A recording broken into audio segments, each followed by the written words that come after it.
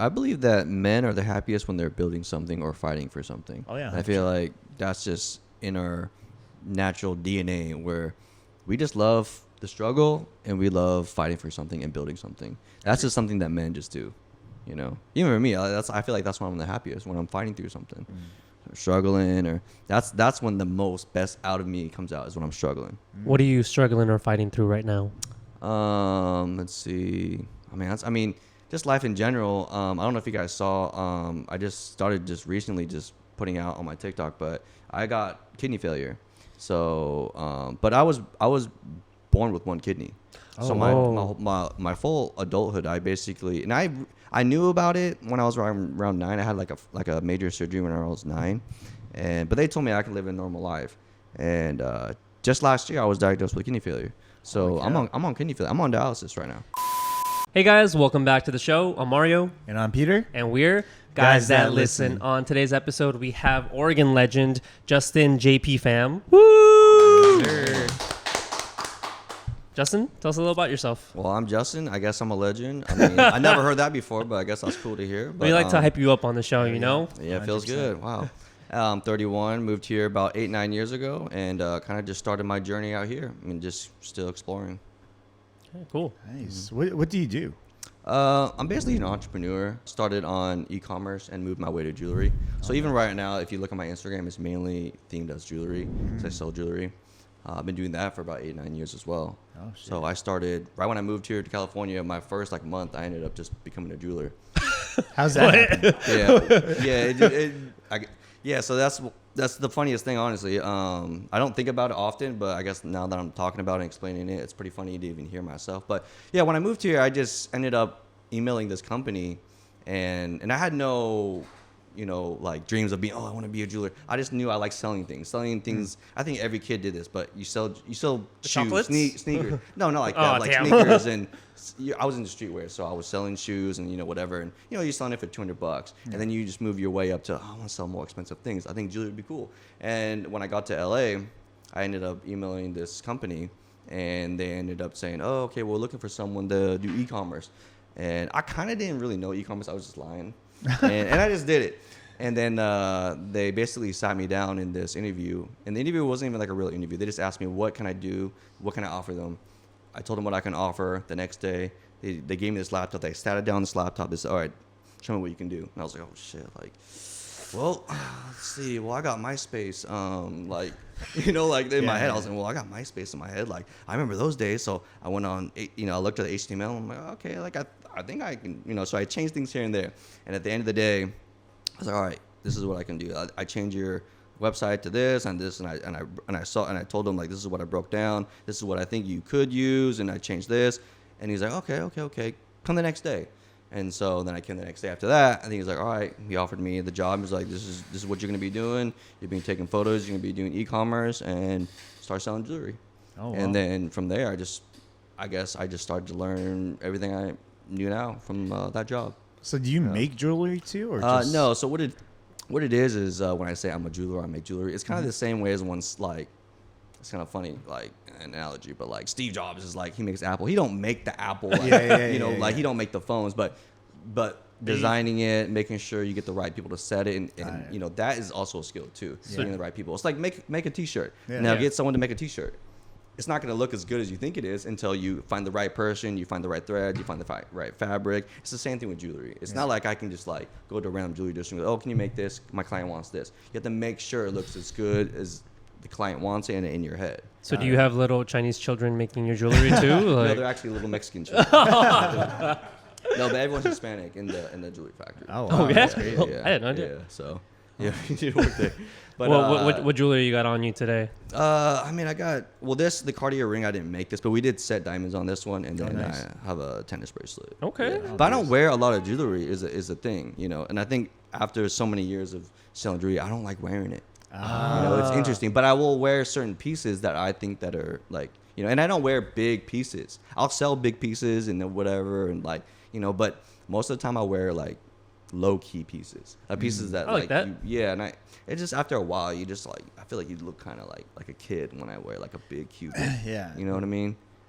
Do you feel like when your clients meet you now, what do they buy big jewelry? They Yeah, do, right? yeah, they do. Yeah. And they see you and they're like, oh, where's his jewelry? You know, because like you look at someone like, let's say Johnny Dang, he got like grills, he's got all the shit that he makes. Yeah. Right? He's kind of like representing his brand and what he wears. Mm-hmm. But in your case, like I look at you, I'm like, I probably would not even know your jewelry. Yeah, I mean, I don't even really tell people I'm a jeweler. I just have like a little clientele list, and I just kind of deal with that. Oh, really? And then it's all word of mouth. I actually don't really promote it as much as I should, just because I'm always like, and I also like, I kind of been like, I've been doing it for so long that I'm still kind of in like a new spiritual battle of what I want to do with it, because jewelry is, I feel we're at a point where there's so much stuff online that you can make a $1 million piece pendant and it'll go online and no one even cares anymore. Oh. You know what I mean? Like, I mean, that's what I see it, because I see so many people post and so many jewelers that I could see a $1 million watch and I probably don't even care anymore. I want to see something unique. I want to see something cool. Yeah. But when I see like $1 million watch or a crazy big pendant, or like when I see like the, like who's a big, like if Drake came out with a $1 million pendant, in your head you're like, okay, cool. I would assume that. And I assume that too. So nothing to me, with jewelry kind of excites me anymore, unless it's something very unique or something special. Yeah, I actually original. just saw something a little bit unique today. It's do you know Aaron Gordon from the Denver Nuggets? I do know him. Yeah, he won the dunk contest in like 2017 or something. He got a iced out bling thing of him dunking over Landry Shamet, a player from the Suns, and it's him full on like this, and him like dunking over, and it's a whole thing like all blinged out, like all jeweled out. And see, custom jewelry and stuff like that means something to someone, that's cool. That'll always be cool. Like if someone got a picture of their daughter or something on there, and it was well made, and the setting was good, and it's heavy and it's solid, I'll always think that's cool, just because it's special to that person. But when I see like a big Cuban on, or like a whatever, I don't really care. It's not as cool as I thought when I was younger. Where are you trying to take it? Since you said you are at this kind of like spiritual battle with it. Well, I mean, I'm not sure. That's still a spiritual battle that I was like thinking about. Like I'll always, like if someone asks me to make something, I'll never say no. Like, I'll always make it as long as I believe I can make it. But when it comes to like what I would want to do with myself and with it, I thought it'd be kind of cool to merge jewelry with something like either house goods or clothing. Like I think that would be something that I would like to work on. Oh, that's kind of dope. Like if someone was like, oh, I got like home stuff and I wanted to see if I can set diamonds on it, I think that's cool. I think it's like Chrome Hearts does that. Can you set diamonds on my broom? Like hey, if it's stainless steel, if it's gold, I might be able to. Maybe the end.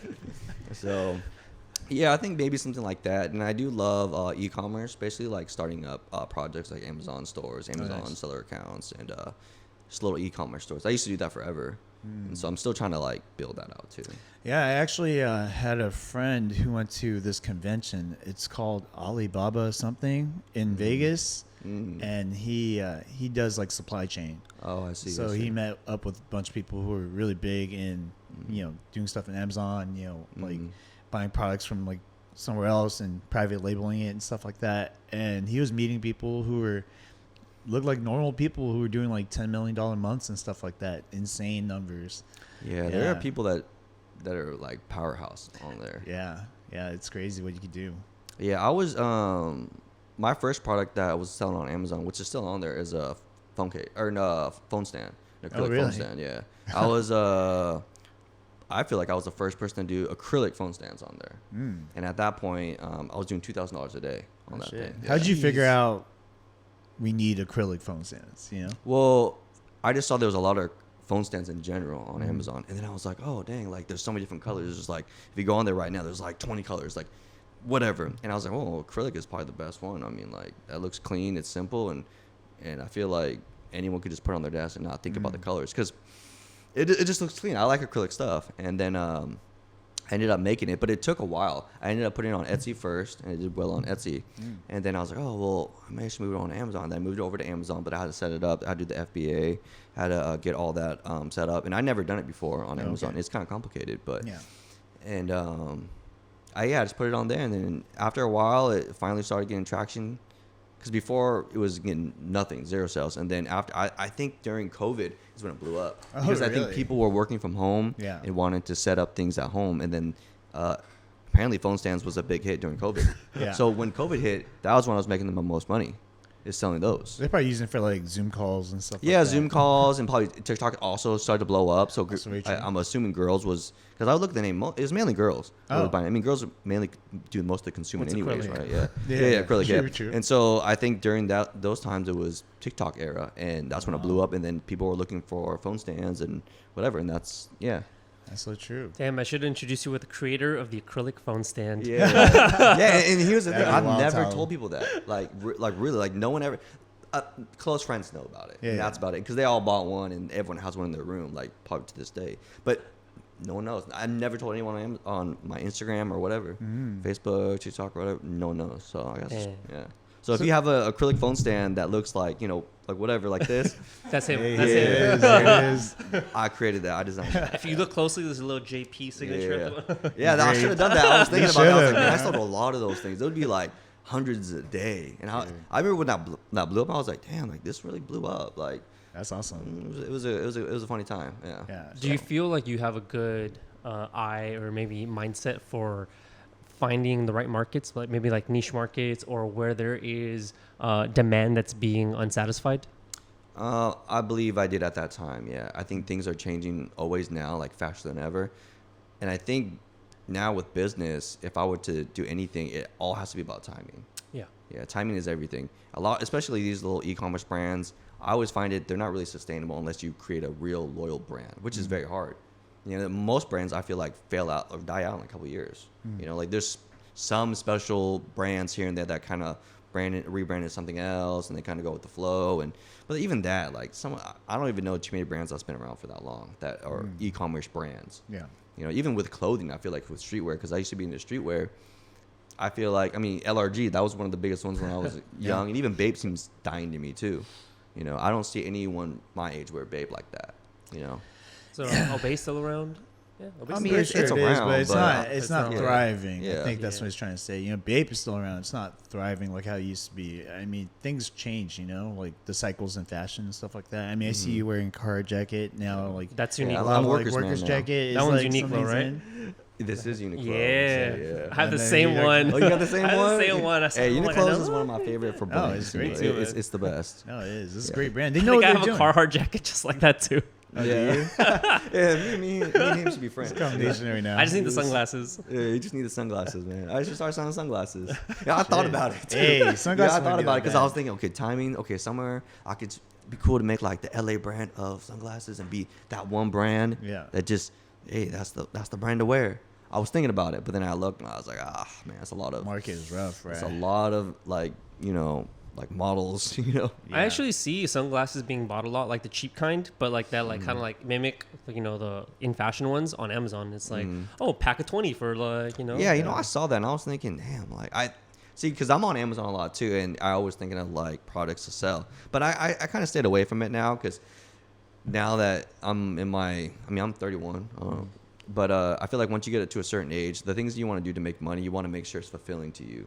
Oh, Yeah. 100%. Like I don't like making money just to make money anymore. No. I agree. Because when you were talking about how there's this like spiritual battle for yourself in Yeah. what you're doing, I've gone through something similar where I've had to like identify what I'm doing in my business and if it's like fulfilling me in a sense, and if I'm helping people out too, and if this is something that like that resonates with my purpose. And it's been gone up and down, but it's something that I've had to go through. So when you mentioned that, I'm like, oh yeah, like I kind of get what you mean.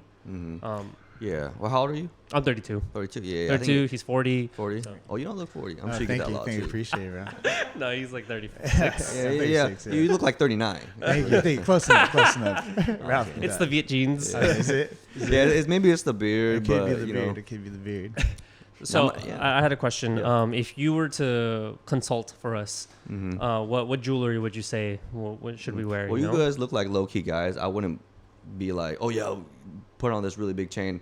For you, I'd probably a small pendant. You're already wearing a small pendant, so I'd probably put you on a small pendant. He's got double bracelets, double rings. I think. Yeah, I too. wouldn't wear double bracelets, but I would kind of just what he's wearing right now. Yeah, I feel like right now with jewelry, anyways, it's more about being low key. I think that's the look. Unless you like, even I've seen rappers, they're starting to slim down their chains too, Oh, really? especially when they get a certain age. And then you find out that really low key chains like. Yeah, well, yeah, because there could be really expensive Yeah. if it's just like just diamond studded or whatever tennis chains. You can have like a really 1 carat and it'd be like, man, that's like $500,000, but it looks small. Yeah. But it's just the quality and the cuts of the diamonds. Because I never wear jewelry. I don't have anything on me. I've always felt a little uncomfortable wearing jewelry because I'm like, I don't know if I can pull this off, or like it's kind of, I don't know. I just didn't. It's not something that I grew up with, so I've never fully embraced like putting something on. But I think it would add something to me because I'm like normally I'm just very plain. Like it's not more. Yeah, I think you can always like wear a ring and you won't even feel it, But I know what you're saying. Like wearing a watch gets annoying. Even I don't like wearing watches. Yeah, I don't like wearing watches. Bracelets, it has to be kind of small, just because it's just annoying when you're typing or whatever. I even take this off like when I'm typing. Like it's just banging against, So I honestly don't even wear jewelry. Like I said, I'll wear a pendant every single day, just because it just sleeps. Like I just sleep. What's with your it. pendant? This one's a Buddha, like just a Buddha head. Yeah. Okay. But I don't even think about it. I just wear the ring and the pendant and just sleep, and I don't even think about it. Do you feel like you become more minimal as you got older? Oh, for sure, yeah, definitely way more minimal. Yeah, I think when you just get older, you kind of stay away from trying to expose yourself as much, especially now in these days. I guess that's just the thing to do. Is just to kind of stay low key and kind of stay out the scene. Are you familiar with Vince Staples? Vince Staples, he's an artist, right? Yeah, he's a rapper from like Long Beach. Yeah. I've heard of him. Thirsty, Yeah. please grab this, bro. Yeah, Yeah, I've heard that like song. Blue Suede and shit like that. And then he had an interview where he was telling people like, no one knows where I live. He's like, none of my friends know. Like, not even my Uber Eats person knows like where I live. And he's like, they're like, why? Like, don't you want friends over? He's like, why? Why would I want friends over? Like, am I gonna cook for you? What am I gonna do? You know what I mean? Like, you don't need to come to my house. Like, I'm just protecting my space. I'm like, oh, that's so interesting. I feel like a more older take, as we get older, it's kind of like we don't need to like flash around all these things. And obviously his is a little bit more of the extreme side. Yeah, that's definitely an extreme. I mean, I see the appeal to it. Like maybe when you're on that level. Yeah. I think maybe he's just saying that, like, but I'm sure his close friends go over. I feel like there's no way he says like. I think he just says that for on camera just to make people feel like, oh damn, like people can't just come over. Different. And I get it. Yeah. Yeah. That makes sense. Or he makes people feel better about him not inviting them. Yeah, over. and then when he does invite someone, people will think, oh wow, Vince is inviting me. Maybe it makes him. It's his game. That might be his game. That's true. That's true. Talking about having people over, you moved to LA 8 years ago? You said 8 years ago. So you lived in Oregon. How was life in Oregon prior? Well, Oregon is good. I mean, I don't ever have anything bad to say about it. It was just the timing of my age and wanting to explore. I was in a small town like Eugene. I don't know if you guys heard of it. Oh yeah, it's a college town. I had a friend who Oregon, lived out there. Oh yeah. Oh, you did really? Yeah. He still lives out there, I think. But Is he moved. Vietnamese? He's Vietnamese, but he moved out there like maybe 7-8 years ago. Oh wow. Okay, Yeah. for school or something, right? No, Or he's raising a family. It's a good place to raise family. Honestly, Eugene is a good place. It's small. It's a college town. It's safe. It's gotten a little bit more dangerous over the years, just like any other place in the West. But overall, compared to California, it's a pretty safe and clean place. Majority of the people there are white Americans or whatever, but it's got a little small pocket of Asians. You mean so if you Michang? do, if you tap in with the Asians, it's actually kind of fun because really? they're very close and everyone knows each other. Know each other there. That's why I like small towns for Asians. Honestly. Okay. Yeah. And why did you decide to come to California? Honestly, I didn't really have like a dream to move to LA or anything like that, but my old roommate ended up wanting to move here, and he signed up for school, and he randomly asked me, "Hey, do you want to move to LA?" And I just thought, wow, like I guess this is the good timing for me to leave, and I just didn't care about my job. I was 22, so you're at that age of you've been in your hometown for a while, and you just figure this is a good time to leave. And so I was just like, oh, cool, yeah, I'm down, and I ended up moving here and stayed. Oh damn. Yeah.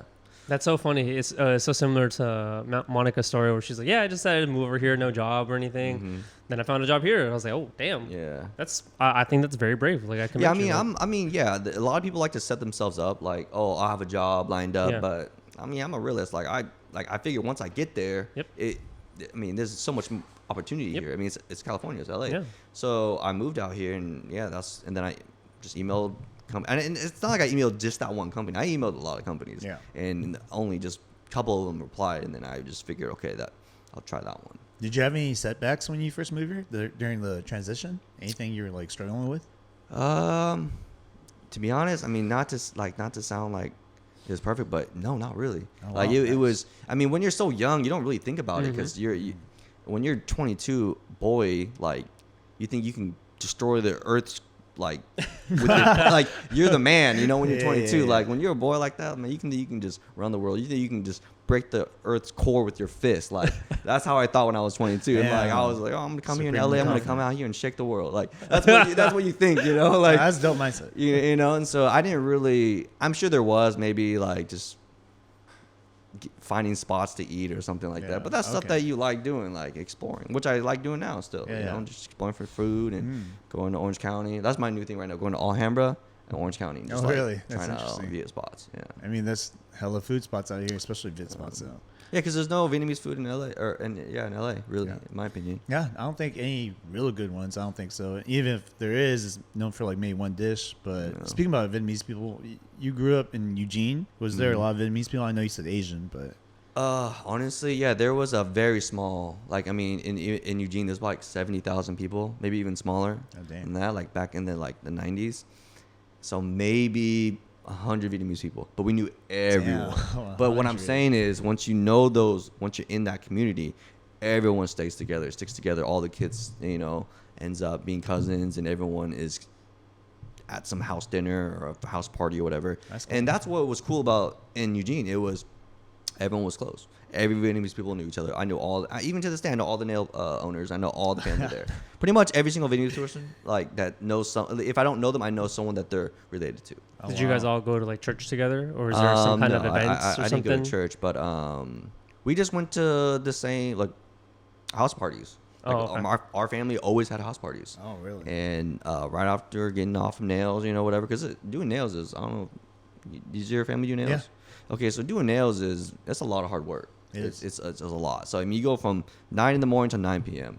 So having those parties and getting together and being with family was pretty crucial, you know, because I mean, I think about it now. Like my mom still does nails, and she's been doing nails for maybe 20 years. Damn. You know, and the thing is with nails is if you don't work, you don't make money. There's no like, oh, I'm putting money aside to this. No, if you stop doing nails, you don't make money.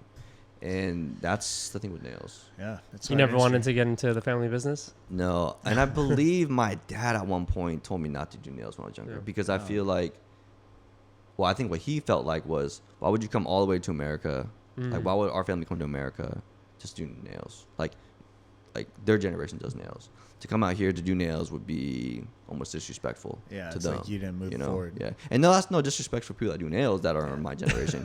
but I'm Hot just take. you know, but I'm just saying, like, why would you come? Why would you have your parents, you know, come from the war and everything like that just to do nails? It's a good job though. You make good money. It's addicting. Yeah. You can make, you know, great money if you're like 18, 19 years old. But I just feel like there's just other things you can do to make money that's more healthier because the toxins and there's a lot of bad things with nails, you know. Yeah. I think it depends too, because I have a friend who continued her family business of nails. They own a company called Happy Nails. She has a couple of shops called Holly and Hudson or something like that. They have like a nail empire. You know, at that point, her job is mainly business, but the nail business, right? So I can see how that's like a different change. Because she's not literally doing nails. You know what I mean? It's like you're not literally making the jewelry. Right. Oh, so she just owns it and she kind of just manages that. Yeah. Like she was like, we're going to expand. We're going to open up more stores. We're going to make a higher end version of what we were known for. Because they're kind of known for the like regular everyday folk, you know? But she wanted higher end clientele. So she started another brand and that popped off and she has a bunch of shops. So it's kind of like diversifying her market almost into different clienteles. But that's a smart way to do it. I feel like if you're gonna continue to do nails, you will have to find a way to make passive income. But what I know with owners that own nail shops, they get addicted to making more money because they will own it but want to start working there too. Like every nail person that I know that owns a shop ends up doing that, and it's just like, what's the point? Like, but that's kind of like I want to say that's. I can't speak on the other Asians, but that's a very Vietnamese thing to do. It's very Vietnamese. I mean? Extremely Vietnamese. It's like I've seen so many restaurants, you know, my friends' families own restaurants where this is a great restaurant, but the owners end up working there too. They're running the cash register. They're cooking in the back, and then they never expand. They own that one shop, which could have been a lot. But that's that's also a different mindset. I feel like that's a younger generation mindset to be like, okay, how can we multiply what we have, versus like let's just focus on making money now, right? How can we multiply? Like all my friends who own restaurants now, they have chains, but their families didn't. They just opened up a single restaurant. They worked there for like 20 plus years, and just made money that way, support the family. And I think that was their main goal. Wasn't really necessarily to make money. You make money to support your family, and that's what, same thing, similar to like how your mom still does it. You know what I mean? It was to help you grow up and get to where you are, right? And the goal now is like, yeah, let's do something bigger and find fulfillment. Like for them, they're like, let's open a bunch of restaurants, let's create new jobs, let's share our food, right? Our culture with everyone. That's what they're doing. But yeah, no, absolutely. Shout out to my Vietnamese, because the thing is it's all about time and generation to me and what I see, and I like to analyze a lot. And I see that this generation, or the last generation of Vietnamese, because I'm a first generation, I don't know if you are, and I'm sure you're first generation, but our parents, I feel like they're very happy to work. Like to them, like their childhood, they feel like, wow, I get to work, Dude, and that's something that we don't have. I know. And when I see that, I always respect the elders, because I was like, wow, like they're out here willing to work, honestly, 6-7 days a week. Yeah. And they're happy to. They don't even complain about it. Dude, yeah. And when I see that, it makes me feel like I should work too.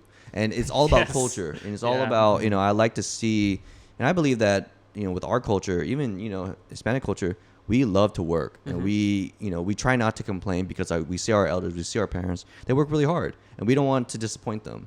And I feel like nowadays it's just like people don't want to make their parents proud. They're more trying to make clout. The friends on TikTok and on Instagram, they want to make them proud, so they make viral videos. But I think with our generation, we truly wanted to make our parents proud. And I feel like that's something that this generation right now is missing. Because I mean, think about it. Like, I just don't. When I was young, I remember playing basketball, and if I see my dad or mom in the crowd, I want to make them proud. I'm like, oh wow, my parents are in town, or my parents are watching this game. I really gotta try. Nowadays, I feel like when you see kids, they just like, oh, I gotta look good because someone might be recording me, because my friend might see this on Instagram. I'm gonna like, go viral. Kids are just different. Yeah, popular online and dishonor in real life. Yeah, exactly. So it's an interesting thing to see, because I actually have a little brother. He's 9, or no, he's 8. Oh shit, so he's really? He's a half brother. And I like to look at him as an iPad kid, because it's the iPad generation. It's just, It's funny you say that. Like Peter's dad works really hard. My dad does too. Like there are people who like work all. Me and my dad worked yesterday. We went. There's a coffee shop I go to. We went and we did like their cleaning, everything too. And it's That's like awesome. We don't have to. Like we have a successful business. Like we can like lay back, like let it run by itself. But sometimes it keeps you humble.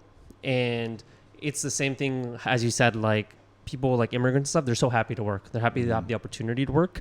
And it's like, dude, my dad, if he didn't work, he'd be bored. Yeah. He's like so accustomed to that lifestyle. He's done it since he was like, a kid, that he gets like, all this energy, and just I'm like, damn, dude, you're like 65 plus and you still want to work like every day. And like, it's crazy. I don't think they could stop, dude. No. Like I went back to Vietnam with my pops for the first time ever, I think. When probably like 4 or 5 years ago. And he was like, yeah, let's go on vacation. We'll spend like, he wanted to spend like 2 months out in Vietnam. I was like, hell no. I'll be out there for like 2 weeks. You know what I mean? And not to say that I love going to Vietnam. I just don't want to be with my family for 2 months straight. That's a little different when you spend all your time with your family, But I was out there, and every day he would hit me up for like, Vietnamese people. Like, oh, let's go get some coffee. All right. And I've gone to get coffee with him here, but he gets coffee and he dips. He goes to work. He gets coffee there. He sits, smoke a couple of cigarettes. He's like, all right, let's go back. Probably like an hour later, comes back. Hey, you want to get another cup of coffee? I'm just like, damn, you really don't know what to do with your time. No. Because that's another thing about our generation is we started picking up hobbies. Not to say they didn't have hobbies. I'm sure they did. But like we're so like motivated by hobbies. We want to learn new things, and kind of like what our parents were saying, like, why did you come here if we're not going to learn different things, and we pick up different things, sometimes things they might not like, for instance, I grew up skateboarding. And that was like, why are you doing that? You're going to get hurt, but that's kind of within our American culture to do. It'd be kind of weird if you didn't have anything to kind of lean back on, like a hobby, know. But for him, like, he has nothing but work. And does he watch Like- television? Barely, you know. Like the other day, he was telling me like the internet went down and he couldn't watch anything. He was like, "All right, well, I'll just go work on his day off," you know. And he never has days off, so I'm pretty sure in his head he's like, "Why the fuck did I take today off? Like I should just went to work." And he owns his own business, so it's not like he has to, but he has to. You know what I mean? And he's a hands-on type of guy too. He's not a business owner where he's like, "Oh, you do this and you do that." He's like, "All right, let me carry this shit with you and get this off with you." Like. It's crazy. Yeah, I believe that men are the happiest when they're building something or fighting for something. Oh, yeah, And I feel like that's just in our natural DNA where we just love the struggle and we love fighting for something and building something. That's just something that men just do, you know. Even for me, I feel like that's when I'm the happiest, when I'm fighting through something, or struggling, or that's when the most best out of me comes out, is when I'm struggling. What are you struggling or fighting through right now? Let's see. I mean, just life in general. I don't know if you guys saw. I just started just recently just putting out on my TikTok, but I got kidney failure. So, but I was born with one kidney. So my full adulthood, I basically, and I knew about it when I was around 9. I had like a major surgery when I was 9, but they told me I could live a normal life. And just last year, I was diagnosed with kidney failure. So I'm on kidney failure. I'm on dialysis right now. Okay, so this is actually a story I'm kind of familiar with. I mean, yours, and also because we had a friend of ours, she recently had kidney failure. I think it's been like a year almost now, or maybe like a little bit less than a year. But she had kidney failure. That was super scary because I talk to her all the time, and we're always worried about her health in general. And it's one of the things I kind of want to talk to you about in a bit. But yeah, we're always worried about her health. And then one day, you know, she tells me this all the time, like, "I'm not feeling good. I'm not feeling good." And one day she was like, "I'm not feeling good." And then she mentioned something else. And I was like, "Oh, where are you at?" She's like, "Oh, I'm in the hospital. I actually been here for days." And I didn't even know. She was talking to me the entire time. She, you know, explained to me that she was in the hospital, like how severe it was. Because she's like that kind of person. Like, I don't really want to worry people, but she kind of does. You know, it's kind of like, same way. Yeah. So she's like, "Oh, I'm hurting, but I'm not gonna tell you what." You know, that's how she kind of works. So when she went to the hospital and we found out she had kidney failure, I was like, "Oh shit! Like, what does that exactly mean?" Even, you know, because for me, I've heard of dialysis, but I never understood what that meant. You know, and that's me being ignorant because I'm very ignorant of how like the body works in general, because I neglect myself a lot. So therefore I'm like, if I don't know, it doesn't exist. You know what I mean? Like that ignorant mindset. So can you explain? Yeah, I mean, I was the same way with you, Peter, about that. And I knew about my kidney issues when I was a kid, and I never even heard of dialysis. So with that story, it was very similar. I'm the same with her. I don't really like telling people about, and I think that's just something, I don't know if it's our childhood or me just being me, but I don't like telling people about my situation as well. And even on my Instagram, no one even knows I'm on dialysis or I have kidney failure. And I just kind of just recently started to explore marketing like myself, and I've been into the health awareness lately. So that's what I've been doing for the past like 6 months. And when it comes to knowing about dialysis, well, there's like 2 forms of dialysis. There's blood thinning, and then there's one in the stomach. I'm actually doing the one through the stomach, which is peritoneal dialysis. So how's that work? So even right before I got here, I was doing it just because Really? I do it 10 hours a day. Oh, Yeah, I do it 10 hours a day. I have the solution that goes into my stomach, and then it drains. There's 6 cycles in a little session, and I do it while I sleep. So like, it's like I just have to set it up. But what I was going with that was, when I'm struggling, when I'm fighting for something, I feel like that's when I'm most dangerous.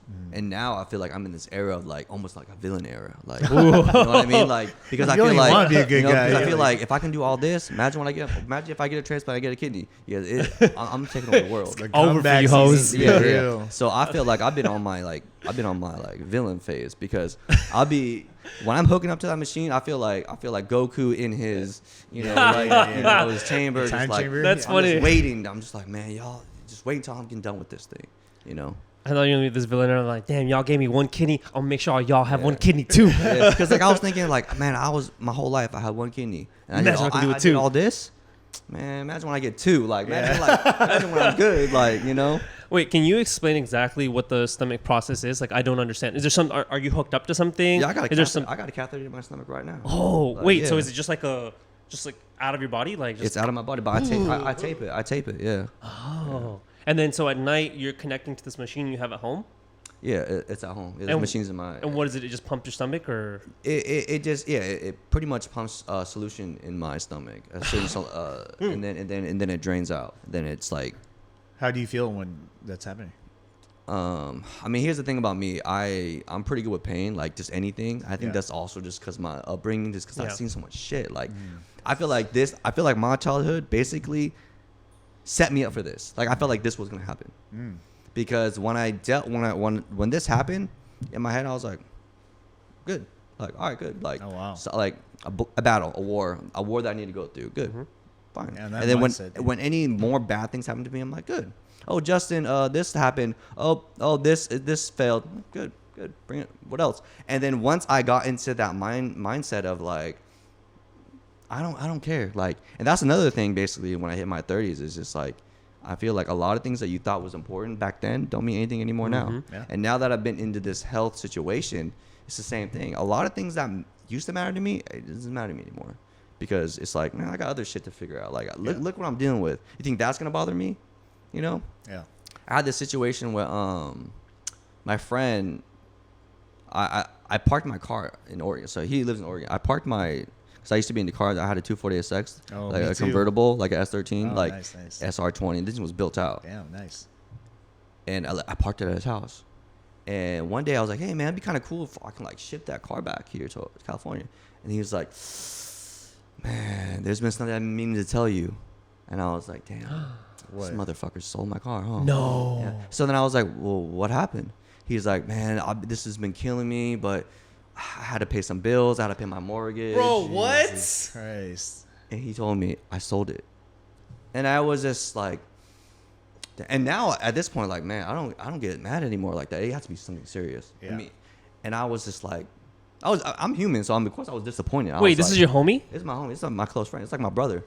But he sold it, and I'm like, well, and in my head, my head process was like, okay, well, you know, like he has a mortgage, and I'm sure that was last resort. Like, I know he probably didn't want to sell it, but he sold it. That motherfucker sold it. And I was like, well, how much? He's like, because it wasn't running too. It was like kind of, and he was like 7,000. I'm like, 7,000? I was like, damn. I mean, I'm glad because he has kids, he has a wife. I'm like, I get it, like, but I wasn't mad. So that's what I'm saying. Like, a lot of things don't, and I know it's just a car, like it's just objects. And there's things like that. Like, after you deal with so much things in your life, and you start to understand who you are, and like you don't want to be weak and feel like a car can really like control you. So at that point, are you guys still friends? Oh yeah, we're closer than Does ever. he pay you back? I mean, we joke about it and say you owe me a 10-second car, like Yeah. some Fast and Furious stuff, but like, Yeah. but I mean, no, I mean, it's all good. Damn, because Yeah, I'm very much like, I don't get mad about stuff. I Yeah. don't like, I don't take anything too personally, but I don't know. That's a line for me where I'm like, hey man, like, okay, I get it, and that's cool. You sold it already. One, you could have asked me first. Yeah. Two, I would have said yes. Yeah, I would have said. You need help? Sure, go ahead. And then just pay me back later. Yeah. Pay me back later. Yeah. And I get it, and I don't like to, and I believe that when you show over emotions, it shows weakness. Yeah. Like that's what I believe, and I was just like, it's all good. Like, maybe one day you'll pay me back, like with something else, and You we'll want to see. believe in the best in people. Yeah, and like, Okay. it's all good. But back to that, it's just like, oh yeah, we're talking about your friend about that dialysis.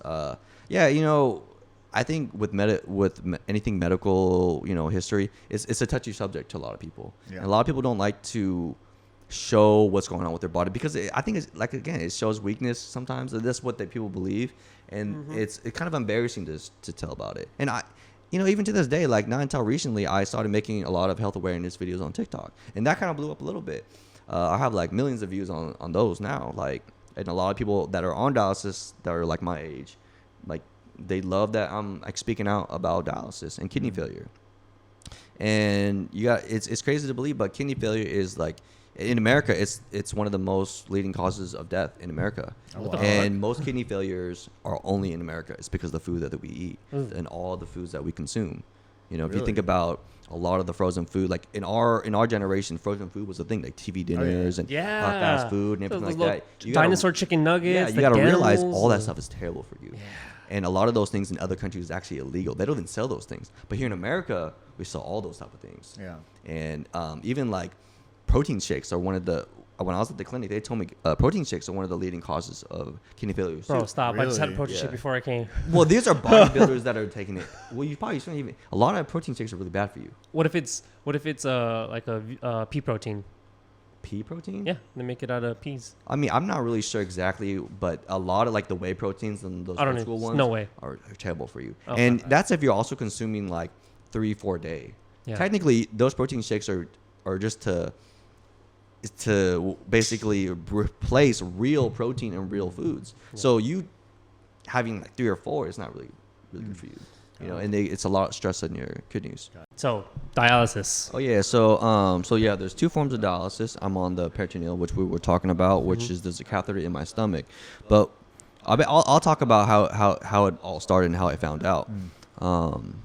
So I was feeling like what you're talking about your friend. Like I was feeling bad. I couldn't eat, and there were small symptoms that were kind of creeping up on me over the years that I thought were normal, like itchy skin, couldn't sleep in bed. My urination was like foamy, like it looked like I did dishes in there because there's so much foam. Yeah. But I thought that was normal because I thought like the distance from whatever. Yeah. Cause And there's just so many things I just thought were normal. And one day my friend took my phone, was like, I'm gonna say, because I was afraid of going to the, like, you know how guys are just kind of afraid to Go to the get doctor. checked out, go to the Yeah. doctors. That was me too. So Yeah. I don't want to talk like bad about it, but yeah. So that was me, and my friend got mad, and she took my phone. Was like, I'm gonna set you up with an appointment and go get go get checked. Shout out to her, dude. Shout out to her. Yeah. And she's still a really good friend of mine, and like, Was there anything that caused her to do that, or? I think just seeing me just being helpless, just like throwing up all the time and constantly saying I don't feel good, and all those things. So yeah, that happened, and she took my phone. She set me an appointment as soon as possible. I ended up going to the doctor, and I did a blood test. And even that, I mean, I used to hate giving blood. Now I do it every month, but I gave my blood, and then the next day, I'm like, okay, cool, whatever, like a high blood pressure. That was the only thing they told me, because that's the only thing they can tell me as of right now. Yeah. And I like to play it off too, like, oh yeah, I'm good, I feel good. Like, I don't know why I was saying that, but like, you lie, like Inside, I'm yeah, dying. I feel good, like it's cool, Trying to reassure yourself. Yeah, you try to make the doctor feel like, oh, maybe he is okay, maybe he's just stressed. And at 6 in the morning, I was driving home one day. And then someone called me. They're like, Justin? I'm like, yeah. And at 6 in the morning, I feel, okay, this must be important. Why would someone call me at 6:30 in the morning? And I'm driving home, and someone's like, Justin? I'm like, yeah. It's like, hey, this is someone at the lab, UCLA or whatever, and you need to go to the emergency room right now. I'm like, what? Like, what are you talking about? She's like, you need to go get a blood transfusion right now. I'm like, right now? Like, I'm driving home. She's like, pull over and call the ambulance right now. And in my head, I'm like, call the ambulance, pull over. Like, what? And I was like, can I just drive home? I'm like a minute away. She's like, okay, drive home, park your car, go now. I'm like, what the? Like, she's like really trying to like, Jeez. this is 6 in the morning. My head's like spinning. Like, what? This lady's going crazy. Like, go to the hospital, emergency room. So I text my family like, hey, apparently I'm going to the emergency room and I got to get a blood transfusion. And my parents kind of didn't know what was going on either. Like, what? Like, what are you talking about? Like, what? So I go in the hospital.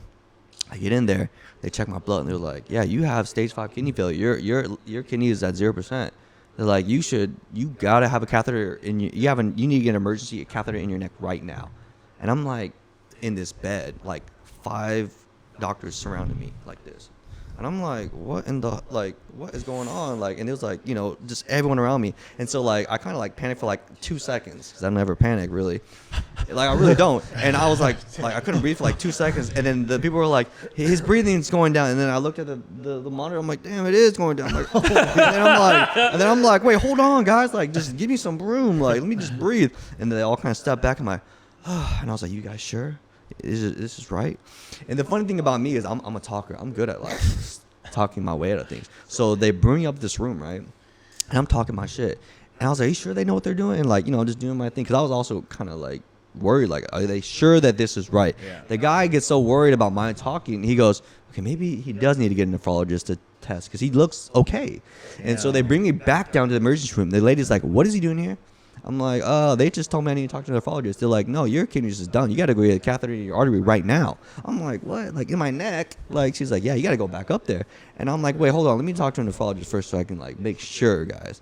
And so this nephrologist came in. She's a Korean lady. She comes in like a boss though, like a Louis Vuitton bag. She didn't dress like a doctor. She had just like a long skirt. She looked like a businesswoman. I'm like, whoa, kind of like like damn, this lady seems for real. And she told me, hey Justin, I'm gonna be your nephrologist. You have kidney failure. You're gonna have to put a catheter in your neck to do dialysis. And I'm like, damn. All right, and then the next, I had to sleep at the hospital that day because me talking and me holding it up, they couldn't do it anymore. So I had to wait. So I had to think about this a whole night about putting this artery in my neck all night. So I couldn't even sleep. And then they told me at 8 in the morning, first thing in the morning, they're gonna put that thing in my neck. And I'm like, damn. So I could barely sleep, and all I was thinking about was, how big is that damn thing gonna be? Like how is that thing gonna? Have you ever seen one before? I never saw one. And here's the funny thing: when they ruled me up to this room, and I was like, "Can I see it?" They're like, "Yeah." So and they pulled it out of this box. It looked like it came out from Amazon or something. I ordered it. It was like it's some plastic tube. And I'm like, "Damn, that thing is going in my neck." He's like, "Yep." He's like, "They have to cut you up right here and stick it down, and then it's gonna be close to your heart." I'm like, great. This is going to be stuck on my neck like that? He's like, yeah. Have you ever had surgery before? When I was 9. Yeah, when I was 9. Yeah, I had a major surgery. Basically, about my kidneys. Oh, that was how you first. Yeah, but the crazy thing about this is I have really good memory. So the whole time, I remember everything, the names and everyone that did everything on me. So when they sat me down on this stainless steel table, that room was nothing but blue and gray. And they put me on top of this cold room, this cold like table. Do you remember the feeling on your butt cheeks? Like, yeah, I remember everything. I mean, I was like, I was suited up in that, that gown. Yeah. And I sat. They laid me down. They put my face on the side like that, and they put this like paper over my eyes, and they said, "Do not look left or right when they're about to cut me up." But they put anesthesia, not anesthesia, but they numb me up. But, yeah.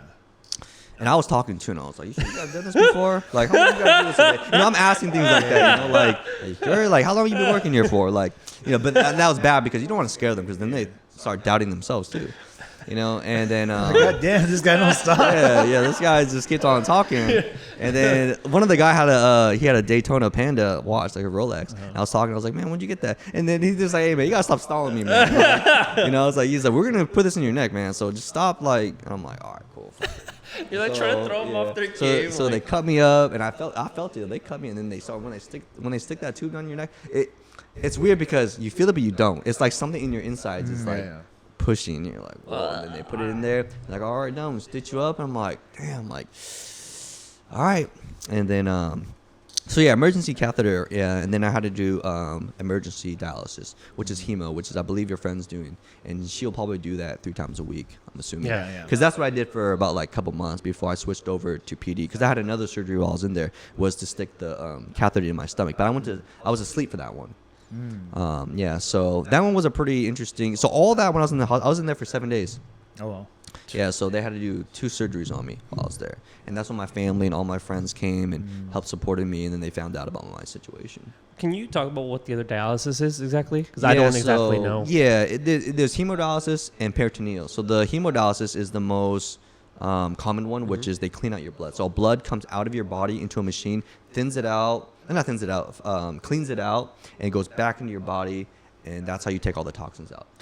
Yeah, but it's a lot for your body. It's like your kidney basically. It's like Where are you hooking up to? Like, are you? Well, emergency is right here, but most people will have a graft. Okay. Here. That's why you'll see like big, like grafts on people's arms, which I didn't want to get that. Yeah. So they're basically connecting to your vein and like pumping it out through there. Yeah, exactly. And man, like when I was doing dialysis, like hemodialysis, I felt like I got hit by a truck. Like I wouldn't feel normal until the next day. Yeah. That's what she tells me every day. So, Yeah. she's a extrovert, so she loves me out. She hates being at home, and she hates the feeling of being completely drained after her dialysis because she's like, I feel so tired, I feel out of it. That's why she doesn't even drive. I don't think you're supposed to drive after that, but she'll just have someone pick her up or Uber. Yeah, I'll be driving. Oh, you be driving? Yeah. Okay. I was the youngest one in that. Bro, he clinic. was driving with no kidney. What do you mean? Oh, Like- yeah. I was driving with nothing. I'm saying.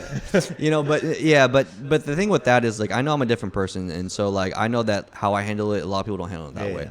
Because when I was at that clinic, I was reading, I was studying, I was like focused on stuff, and I look at everyone else, they're sleeping.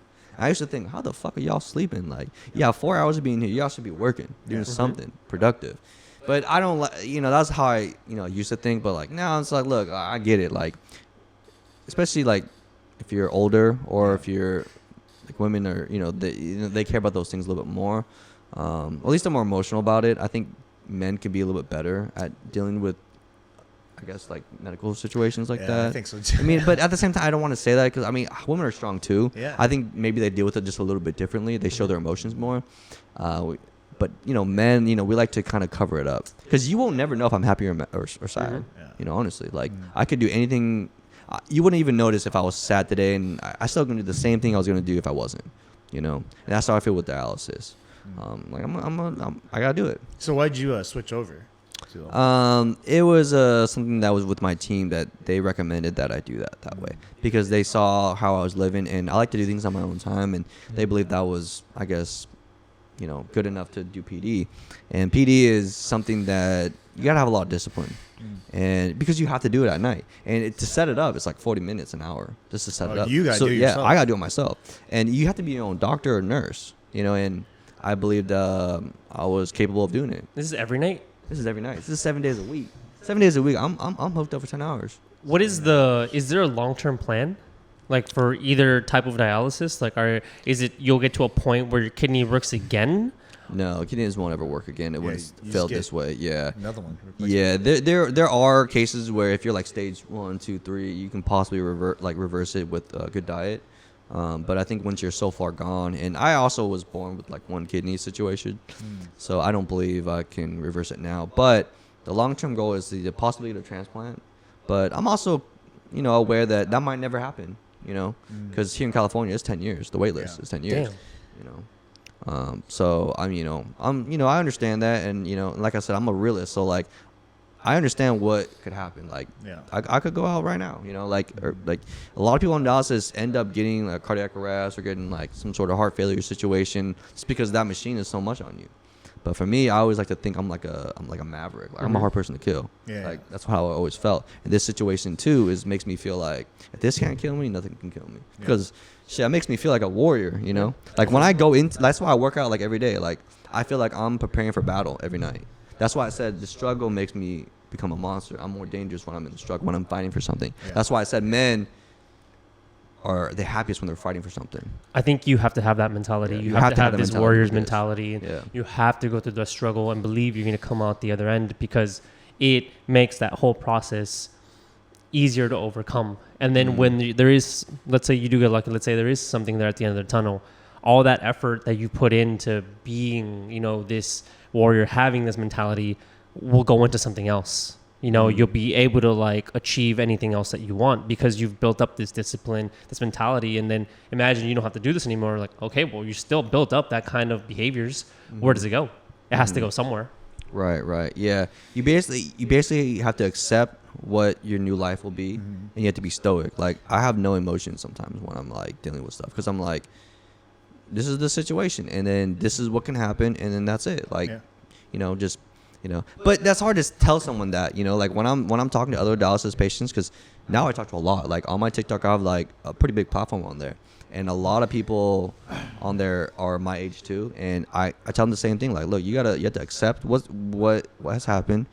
You have to be stoic. You have to be almost emotionalist, and that's just the way it is. And you can sit there all day and think about your feelings, but at the end of the day, it's like it doesn't matter. Yeah. And that's what I've realized too about myself too. Like, my feelings don't really matter up to a certain point. It's like, look, the world is going to keep on going. Everyone's life's going to keep on going. And people are going to forget you're on dialysis too. Like, in the very beginning, people are sad for you. But at the same time, look, they got to live their lives too. People forget.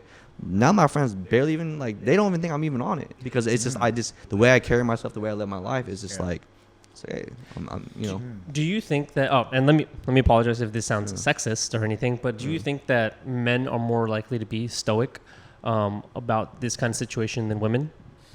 From what I've personally, yeah, I believe so. Just because most of my followers on TikTok that are on there are actually 70% female, and I see a lot of them talking about mental health and telling me that they're like depressed. And I always, and here's the funny thing, at my clinic, because the majority of people that are on dialysis are depressed, they thought that, because, they just think that that's all pretty much patients. They kept on trying to put me on antidepressants. They kept on really? thinking that, and I told them, I was like, that's impossible.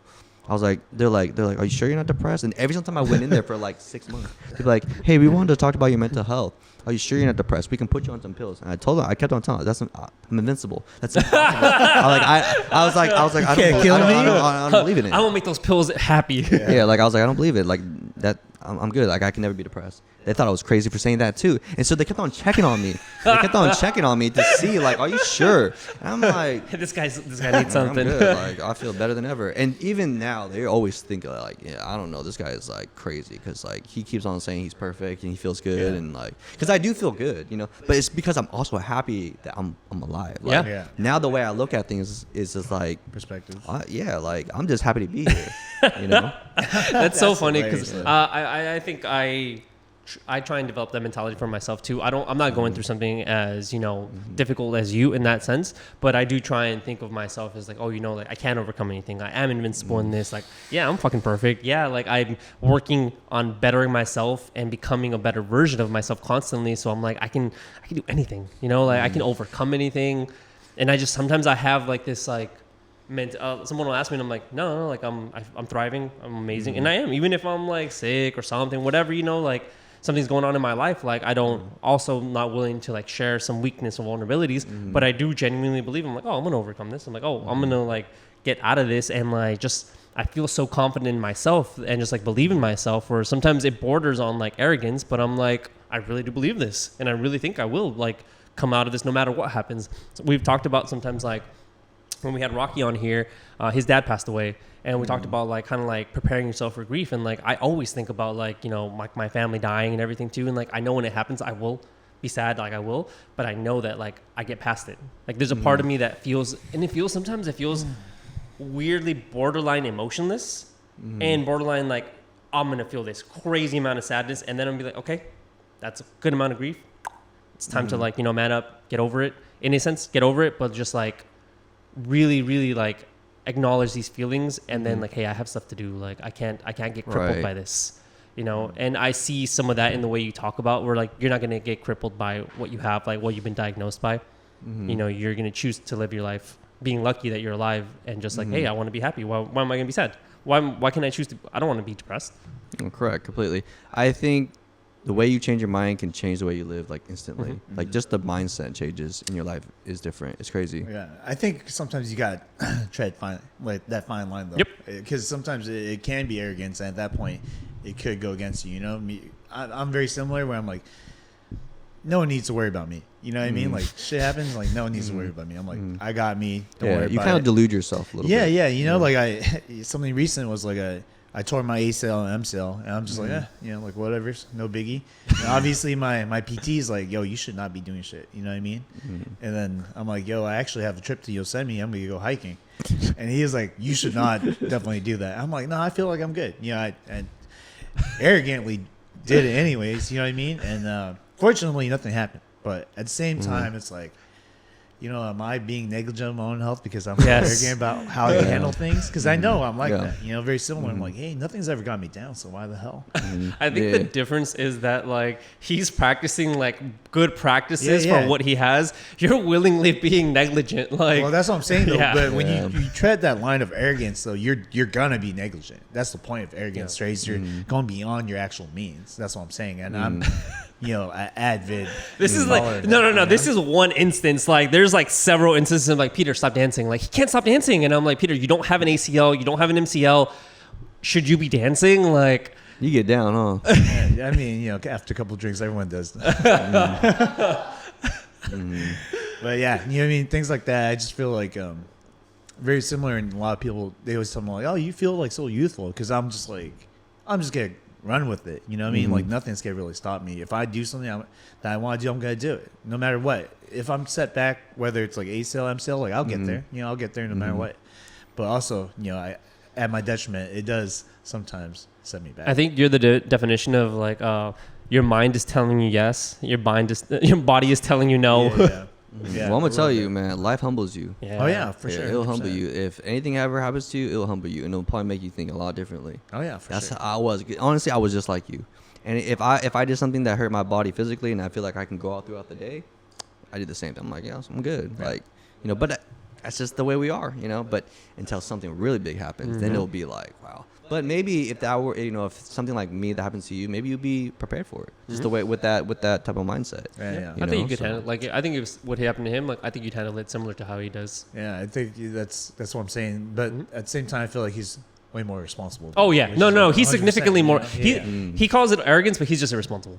Yeah, no, but it's it's a lot though, and I've basically been kind of like pushing my health awareness situation and that actually been more fulfilling to me lately. That's kind of what I was kind of saying, like, and I never in my entire life ever had this, but like people would message me like every day saying, hey, I use you as inspiration and motivation. I love that. And it's really cool to see your videos, and that was like a new skill unlocked. I was like, whoa, like I'm actually doing something for people now. That's crazy. That's interesting. Yeah. And so I started making more videos and just talking about symptoms not to ignore, just health tips, and it kind of just started going crazy. It's funny how you said too, where it's like it's hard to sometimes share your vulnerabilities and like your weakness, and you go from that where it's like you have no kidney and you're refusing to go to like, hey guys, I'm sharing my story. This is what you got to watch out for. This is how I've been fucked up. Like, Yeah. And the thing is, a lot of people that follow me are my age, and we talk about dating, like dating with a chronic illness. I was about to ask you that. Yeah. Okay, so I like that, yeah. that's always interesting. And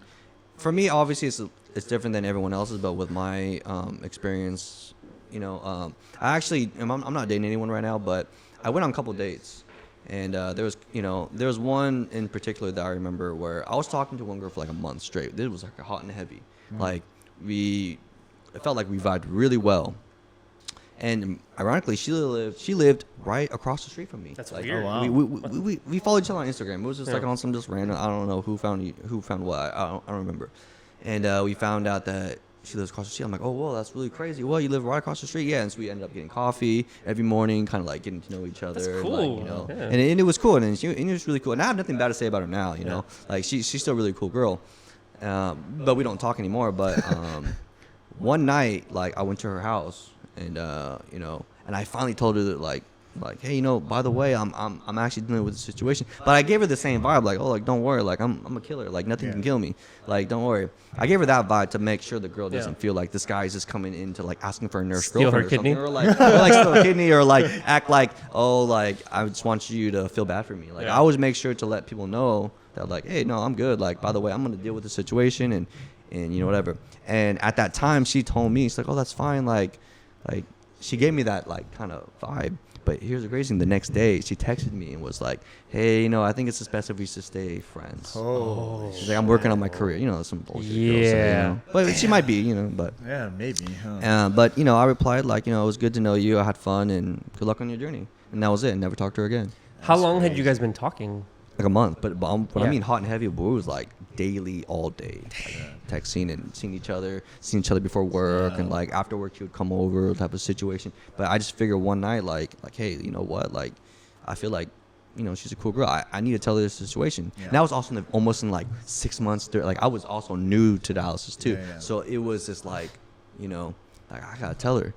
And I get it. Like, in my head, I'm thinking, okay, if a girl just met me, why would she want to stay with a guy that's dealing with this when in LA there's many options, and she can just go with another guy that isn't dealing with the problem. So I understand that. So I don't feel bad for girls, especially if like they're in their prime. They can meet many dudes that aren't dealing with this. So I understand that, and so I gave her that benefit of the doubt. I'm like, okay, well, I mean that's fine. Like if I had to meet a girl and she was, it would also give me like like I'm not sure, because you have to kind of be a nurse. Like imagine a girl meets me and she's like, oh damn, I got to be a nurse basically. So I understand that, but dating on chronic illnesses is pretty hard. That's from Yeah. what I got out of this. Yeah, I mean that's tough, right? They even made movies about stuff like that. There's that one Jake Gyllenhaal movie. I think the girl that he ends up dating, she has Parkinson's. Yeah, and then she's young too, like super young in that movie. And The Notebook? no, Jake Gyllenhaal's not in the Notebook. What the fuck? Isn't he? No, Oh, I don't know who that even is. Jake something. he's That's like an Alzheimer's. actor. He's been there for a while. But yeah, so basically in the movie, he goes to I think like a Parkinson's convention for her, and then he meets like older couples, and then he talks to like this husband. He's like, man, if I could go back, I wouldn't be with her. He's like, I got to take care of her all the time. She can't do anything herself. It feels like caretaking, and I'm sure that's a real thought that people have. Just like similar in your situation, like even though this chick was really cool, you guys been talking like for a month straight, the vibes are there. That one thing is something that people really have to think about, especially if it's a long-term thing, right? And obviously, I don't think it's anything against you at all, because prior to that, that wasn't an issue. Yeah. And I've never even thought about that, like personally.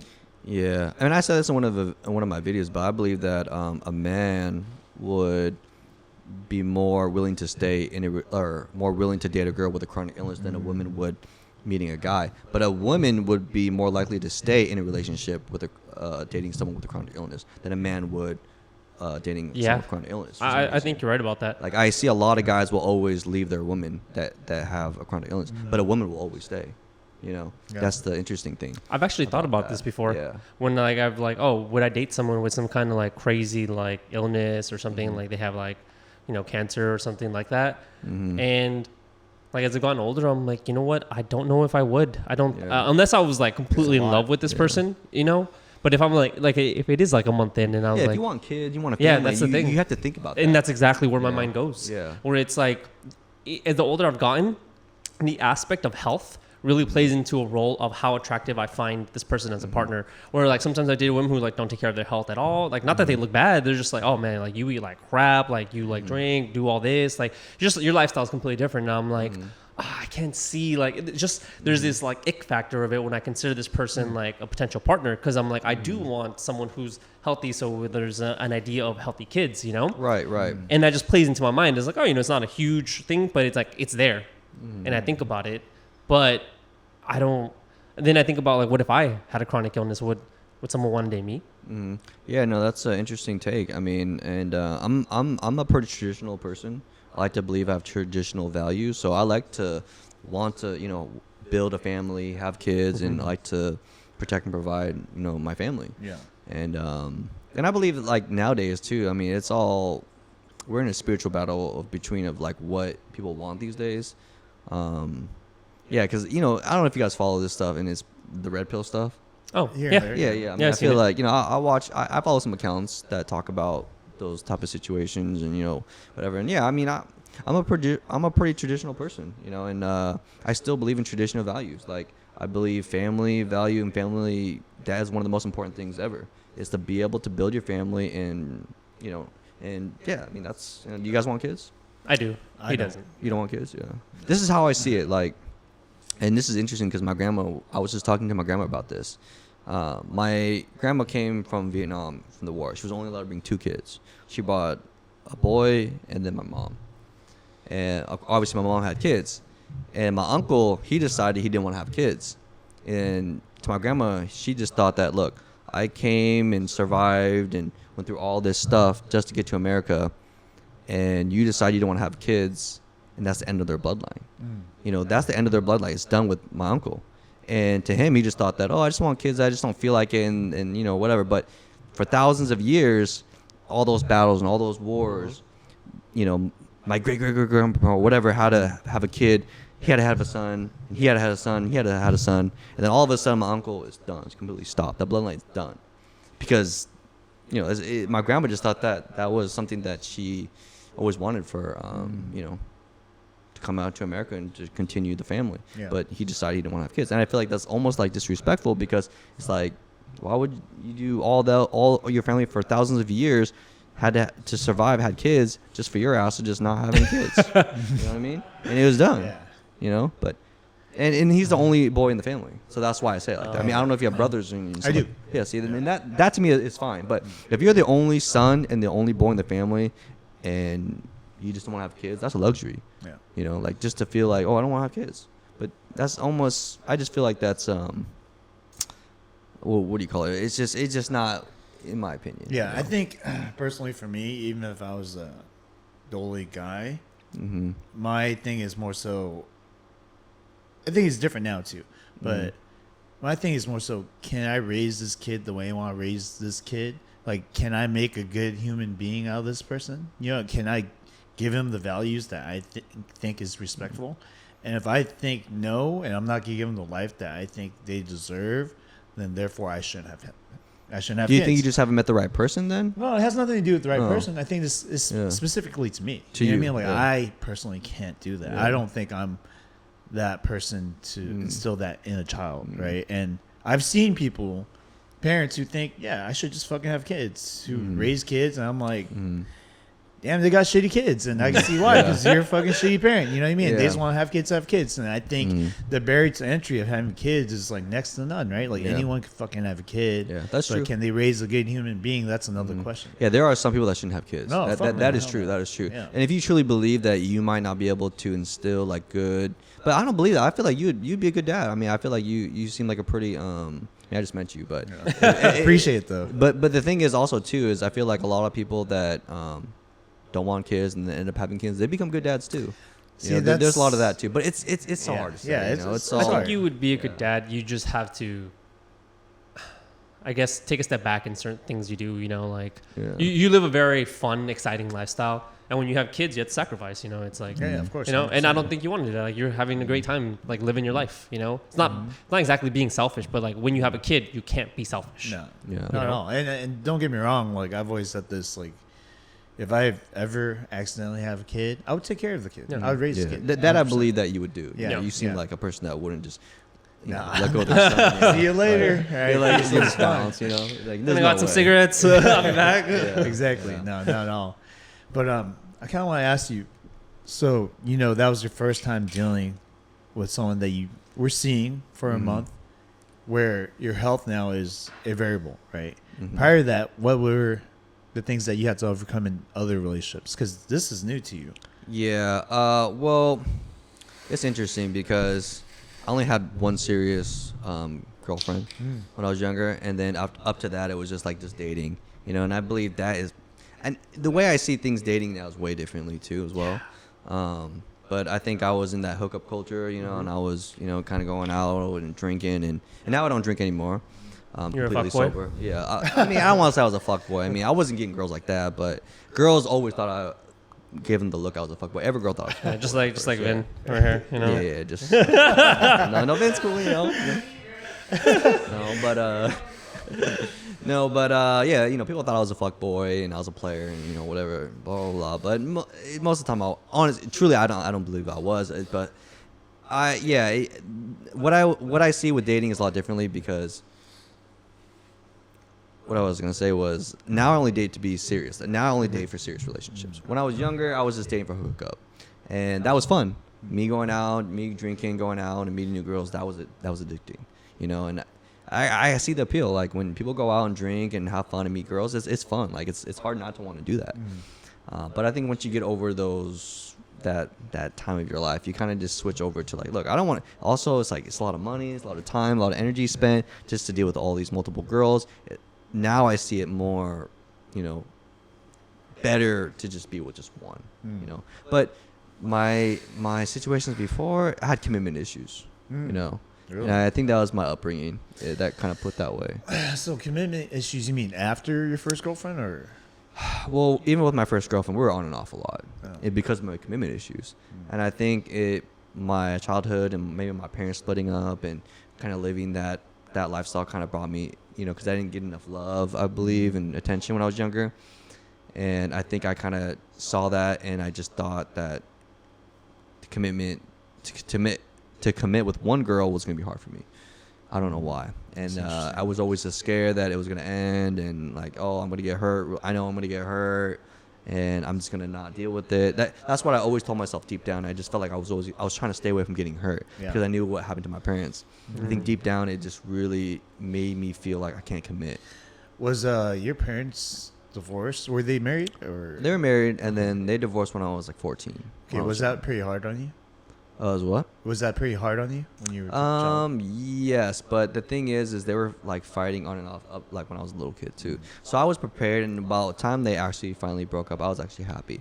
But I was sad, and I think all the fights and dealing with that as a kid that put a lot on me. Yeah, and I think that carried on to my adulthood and dating. And you said you have a younger brother, but I have a half brother. Yeah, You don't have any older other sister. sibling? Older sister. Yeah. Okay, so she went through it too. Yeah, she was basically my role model.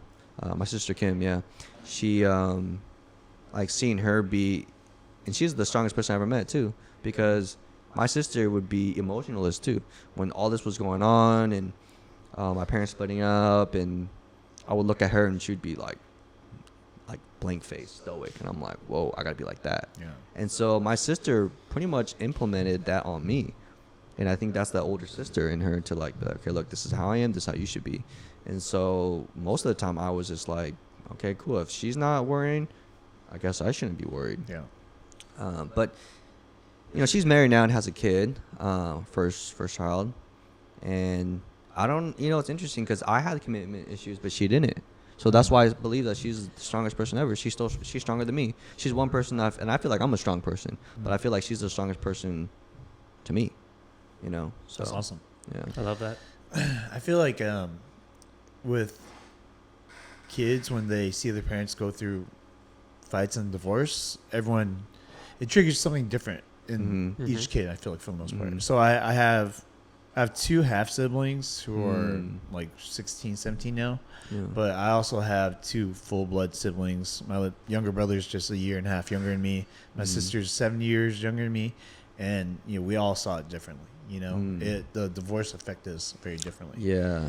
And like my brother and my sister both still want to get married. Like I'm like the oldest one, and I'm the only one who thinks like that. Like I don't really care for it so much, but also I saw that firsthand more than they did. My parents' divorce, the split, the physical abuse, verbal abuse. I saw that firsthand. I saw it go down. I was part of it. I was in the middle of it. The most. And maybe that's why my mind's a little different, or the way I think about it's a little different, because I'm like, hey, like this shit is not always rainbows and butterflies. Because when I was younger, that's what I thought. I always thought, and I remember being a manipulative kid and telling my parents, like, if you guys argue, I'm gonna run away. Like you guys need to love each other, shit like that. Only until I got older and I understood, like, oh no, like it doesn't matter what you want. Like relationships don't always pan out, and especially being, my parents migrated over here. We came over here on a boat. You know what I mean? Like my mom was like 18. She was hella young. She didn't know anything. They got married super young, and to come to America, and like I think sometimes that's kind of part of the downfall of their relationship too, weirdly enough. Not in a way where it's like it could have been better, but they would have stayed together if they were in Vietnam.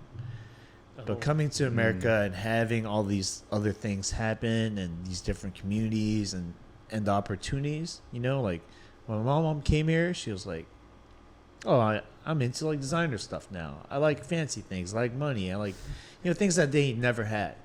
As a child, she's never seen that. She lived in the countryside, and I think that allowed her to kind of like, well, because a big downfall of their relationship was money, like finances. Like we were spending way more than we made. You know what I mean? Like gambling's a big thing in the Vietnamese community. And that just made it a whole mess. Because out here, gambling in Vietnam is a little different than gambling out here. Gambling out here is like, it's way better. It's crazy. It's instant. It's instant, but it's built to keep you hooked. Oh yeah. You know what I mean? It's like social media nowadays. Yeah. Like everything's built to reel you back in. Yeah. And the casinos did that. Like the casinos would give you food, they would give you massages, they wouldn't even give you room to stay. So you could gamble like all day, all night. My mom would be gone for days. You know what I mean? Like she would be gone for like a week, and we would have no idea. Well, we would have an idea where she is, just in the which casino. And I think that took a haul on like their relationship, and even the way I see relationships. And just for me, when I break things down in general, like I like to think of it, I guess I'll just say rational, you know, and I'm just like, if I want to be with someone, and I don't have commitment issues at all, so I think that's like the difference between me and you. Is like I don't have commitment issues. My relationships are like long, you know what I mean? Like they're fucking good. long, Yeah, you know. yeah. So for me, it's like I choose to stay with you. You know what I mean? Like if I'm with you, I choose to stay with you. It's not because I need to. It's not you're not a necessity. I'm not here because I have to have you here. You know what I mean? Like I could be without you, but I choose to. It's a choice, right? And I think that's different than the way my sister and brother thinks. Is like they need someone to fulfill this void, which is the person they need in marriage. You know, they have this idea that they want to get married, so therefore they need a person in order to get married. Yeah. Versus like they meet someone like, I want to get married to you, because they make them want to do that. Yeah. Yeah. No, I believe that's pretty much a very similar story to mine. I think that my parents probably would have been happy in Vietnam, but the only thing is gambling took over my dad. Oh, and so you can the finances. Yeah. So I understand that story of having one of the parents hooked on gambling. Yeah. And that is the downfall for a lot of marriages, is the finances. And I believe that Vietnamese people got hooked on gambling and like partying, and you know, and the thing is they got their friends to be hooked on gambling, and you know, so I understand that whole lifestyle because I was raised around going to casinos for vacations. My dad only took us to Vegas. He never took us anywhere else. So any vacation was just the casinos. And even to this day, he takes my little brother to casinos only. They're still in it. But he gambles a little bit differently now, just because of, back in the day, he like lost the house, lost the car. Like, you know, he's a lot different now. But back then, it was just like, if my dad wasn't home, he was at a casino. You know, he was with his boys, like gambling, like sporting. You know, so I understand that. Yeah, I think that's what it is in Vietnamese culture, though, is that the tradition to gamble is supposed to be a fun thing. I mean, we have it for Chinese New Year's. You know what I mean? Like, it's ingrained in our culture to, like, gamble.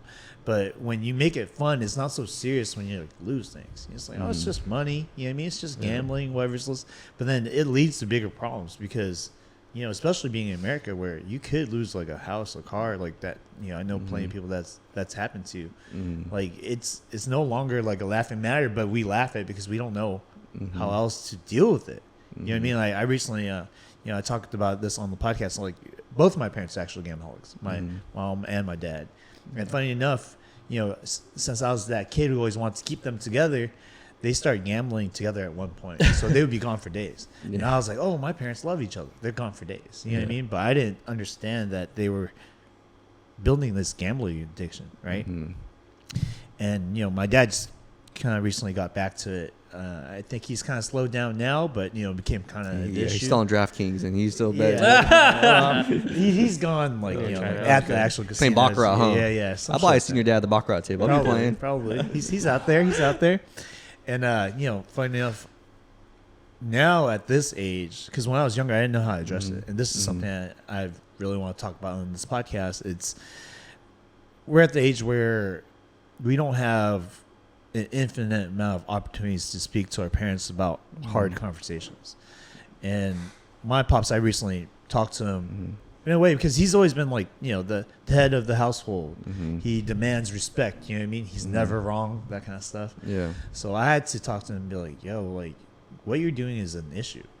It's actually causing a lot of problems. He's remarried now, you know, and my stepmom has to deal with the same thing that my mom dealt with a long time ago. Yeah. And she broke down crying to me saying that like she doesn't know what to do. Like, it's not my first rodeo, but it's hers. Right. You know. And that's interesting. Yeah. You're telling the same story of my family because my dad's dealing with the same thing, but the difference is, you know, his new partner gambles a lot though too. Oh, so it's like he found another partner to gamble with basically. But she plays a lot of Baccarat, and I'm not gonna lie, like I love a good game too. Yeah, same, but I don't play anywhere big compared to they do. You know, they'll play with $10,000. You know, like they'll go to the casino with $10,000 and put on the table on Baccarat and just play games like all day. I'll play with like $200. Yeah. Like I don't even that's it. I think it's fun. I can see the appeal and why it's addicting, but I wouldn't sit there for days though and play like that. I think it's like fun to get food and, you know, kind of just hang out and get out the house. But it's just the thing is with Vietnamese culture is we love gambling. It's in our blood. Even for what, New Year's? It's the crab game? Like you said, it's ingrained in, like, you know, Vietnamese New Year's, and it's in our culture, you know. So gambling, yeah, I think it's a good that we break that generational curse, in my opinion, just because, you know, I don't think it's good for anyone, especially in a relationship. And yeah, and back to what your dad about respect, and I feel like every man loves respect. That's the most thing that he wants. Like even in a relationship, I feel like I truly believe this. If the man doesn't get respect, he's gonna get it somewhere else, and that's why guys cheat. You know, if guys not getting it, they'll go somewhere else. That's why you see guys work long days at work. They'll rather be at work than hang out with their family and kids, because they actually get respect at work. They'd rather have respect. And if they're not getting respect at home, they're just, I'll be at work, because they get respect. So I believe that in a relationship, if the woman lost the respect of her man, she's gonna get cheat somewhere else too. Yeah, I think that's a crucial part of a relationship is mutual respect. Yeah, right. Because I could tell when, you know, I don't feel the same amount of respect back, or vice versa, and I could tell that's usually when the downfall of the relationship comes. You know what I mean? Because I think at that point, what does it matter what you say to me? And there's a lot of things I've heard where people say, you know, people say, I would rather have respect over love in a relationship, because you could cheat on someone that you love, but you won't cheat on someone that you respect. That's true. And I was like, oh shit. Like, to me, I was like, when I heard that, I was like, that's 100% true. Like, I can't imagine a certain scenario where that doesn't play out, you know. But how do you find that though? Like, in a relationship, how do you know when this person no longer respects you? Because sometimes it could just be an off day, right? You're just not feeling your best. Like right now, you're just not in the best mood, things like that. Well, I believe it's consistent days of, you know, in body language and how they speak to you. But I think when a woman loses respect for their man, it's very hard to get that back. It's almost damn near impossible. But the only way to ever get that respect back possibly is if you have a kid. That's why a lot of people end up having kids, even if they're not supposed to have kids. They end up having kids. To save the relationship? Yeah, because the man starts to realize, and I feel like every man knows it too. You can just tell by the woman's, you know, body language, how she speaks to you. That when that respect is gone, it's gone. Like, good luck getting that back. Yeah. You know?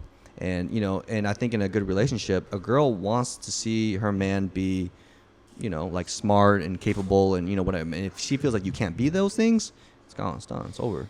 You know? But maybe a kid can save it. Maybe that's just a Band-Aid for, you know, for a little time. But then eventually, expensive it's gone. Band-Aid. You know? Yeah. But that's why I believe that you need to have in a perfect relationship, a long, sustainable relationship, needs to be a masculine and a feminine. If you have two masculines, you just butt heads. You can have a hot and heavy, you know, 1 month, you know, but that's short term. And if you have two feminines too, like dating, then that doesn't work out either. I believe in a true relationship, it needs to be a masculine and feminine, because that will have a long, sustainable relationship. You know, you need opposites attract.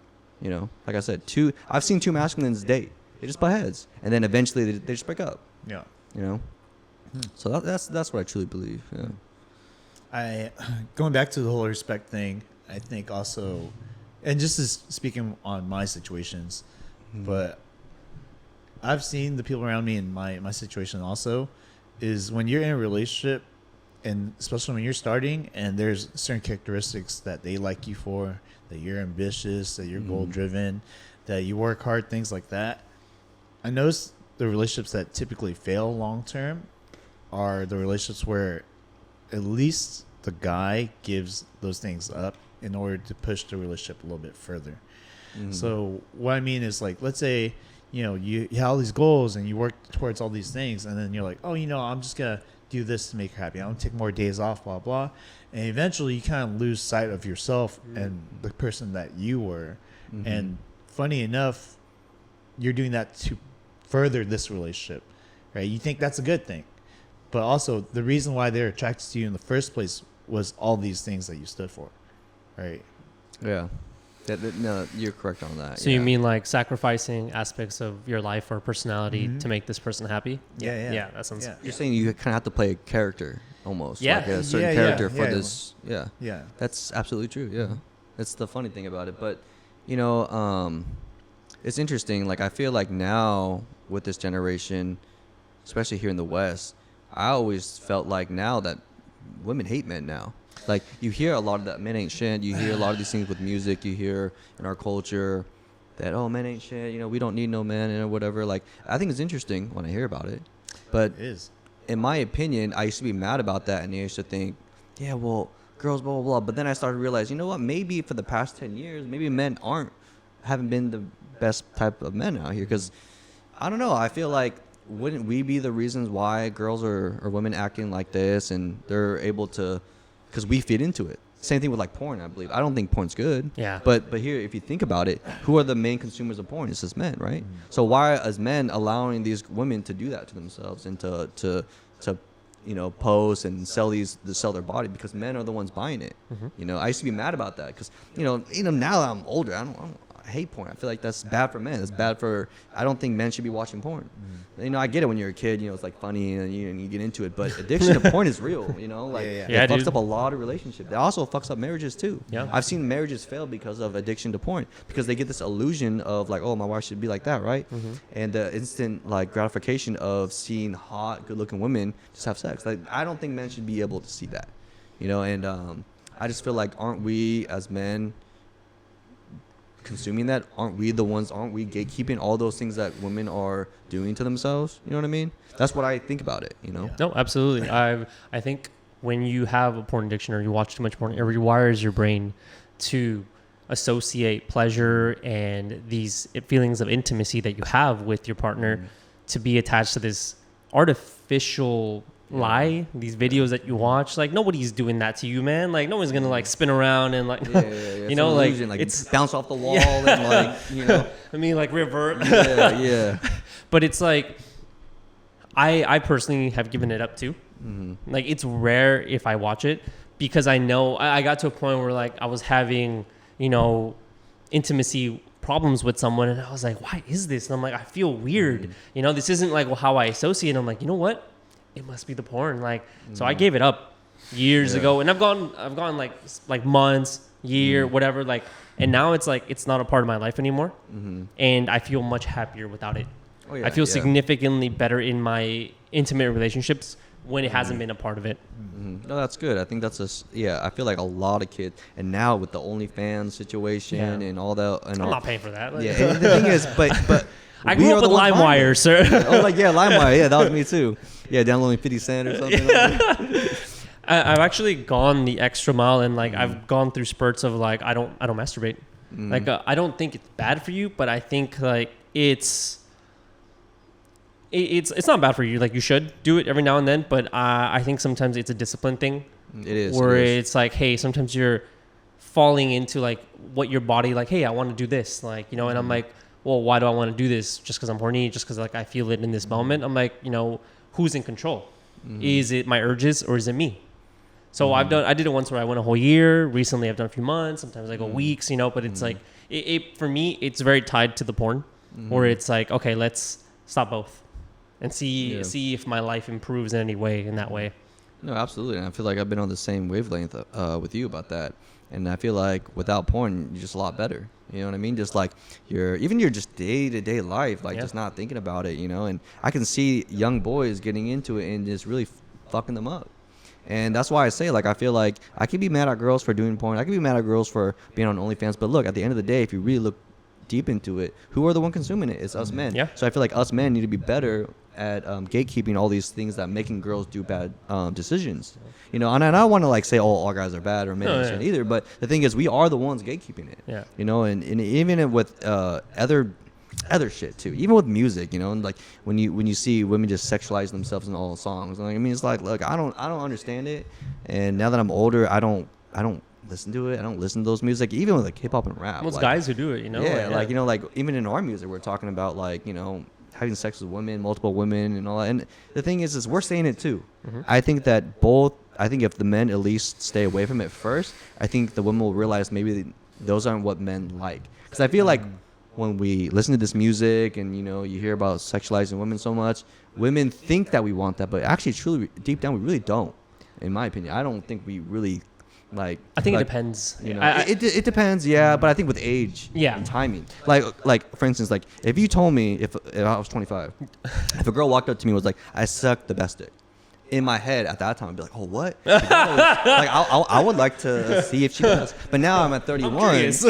Now if a woman came up to me and said, "Hey, I suck the best dick," I'd be like, "That's disgusting." Yo, that's gross. Get away from me. Well, I wouldn't, And I completely agree with that. I think a lot of the music, there is an aspect the people who are doing it, it's like, hey, you're at a certain societal level, like people who have power, you know, you're famous, you know, you have power, you have this, but also young too. And like a lot of the music is like, I remember being like a young 20-something-year-old and I'm like, yeah, dude. Yeah. Like I totally agree with that. Now that, but now you're older, you're like, I think it's like also your testosterone is a lot less too, you know, your testosterone has peaked. Now it starts to waver and you're like, oh, let me think with this head, you know, like, oh, maybe I want something like real. I don't, it's great that you suck good dick, but like, hey, that's not what I'm looking for. Like, Exactly, yeah. Yeah. Plus, PNC is like a real thing, bro. Like say again?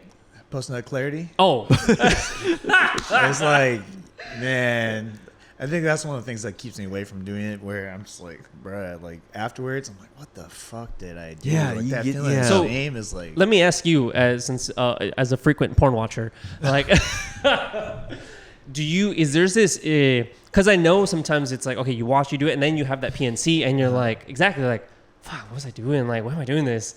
Is there like a, what is the feeling of before you do it? Like, is there this like weird urge? Is there this like other person that takes over?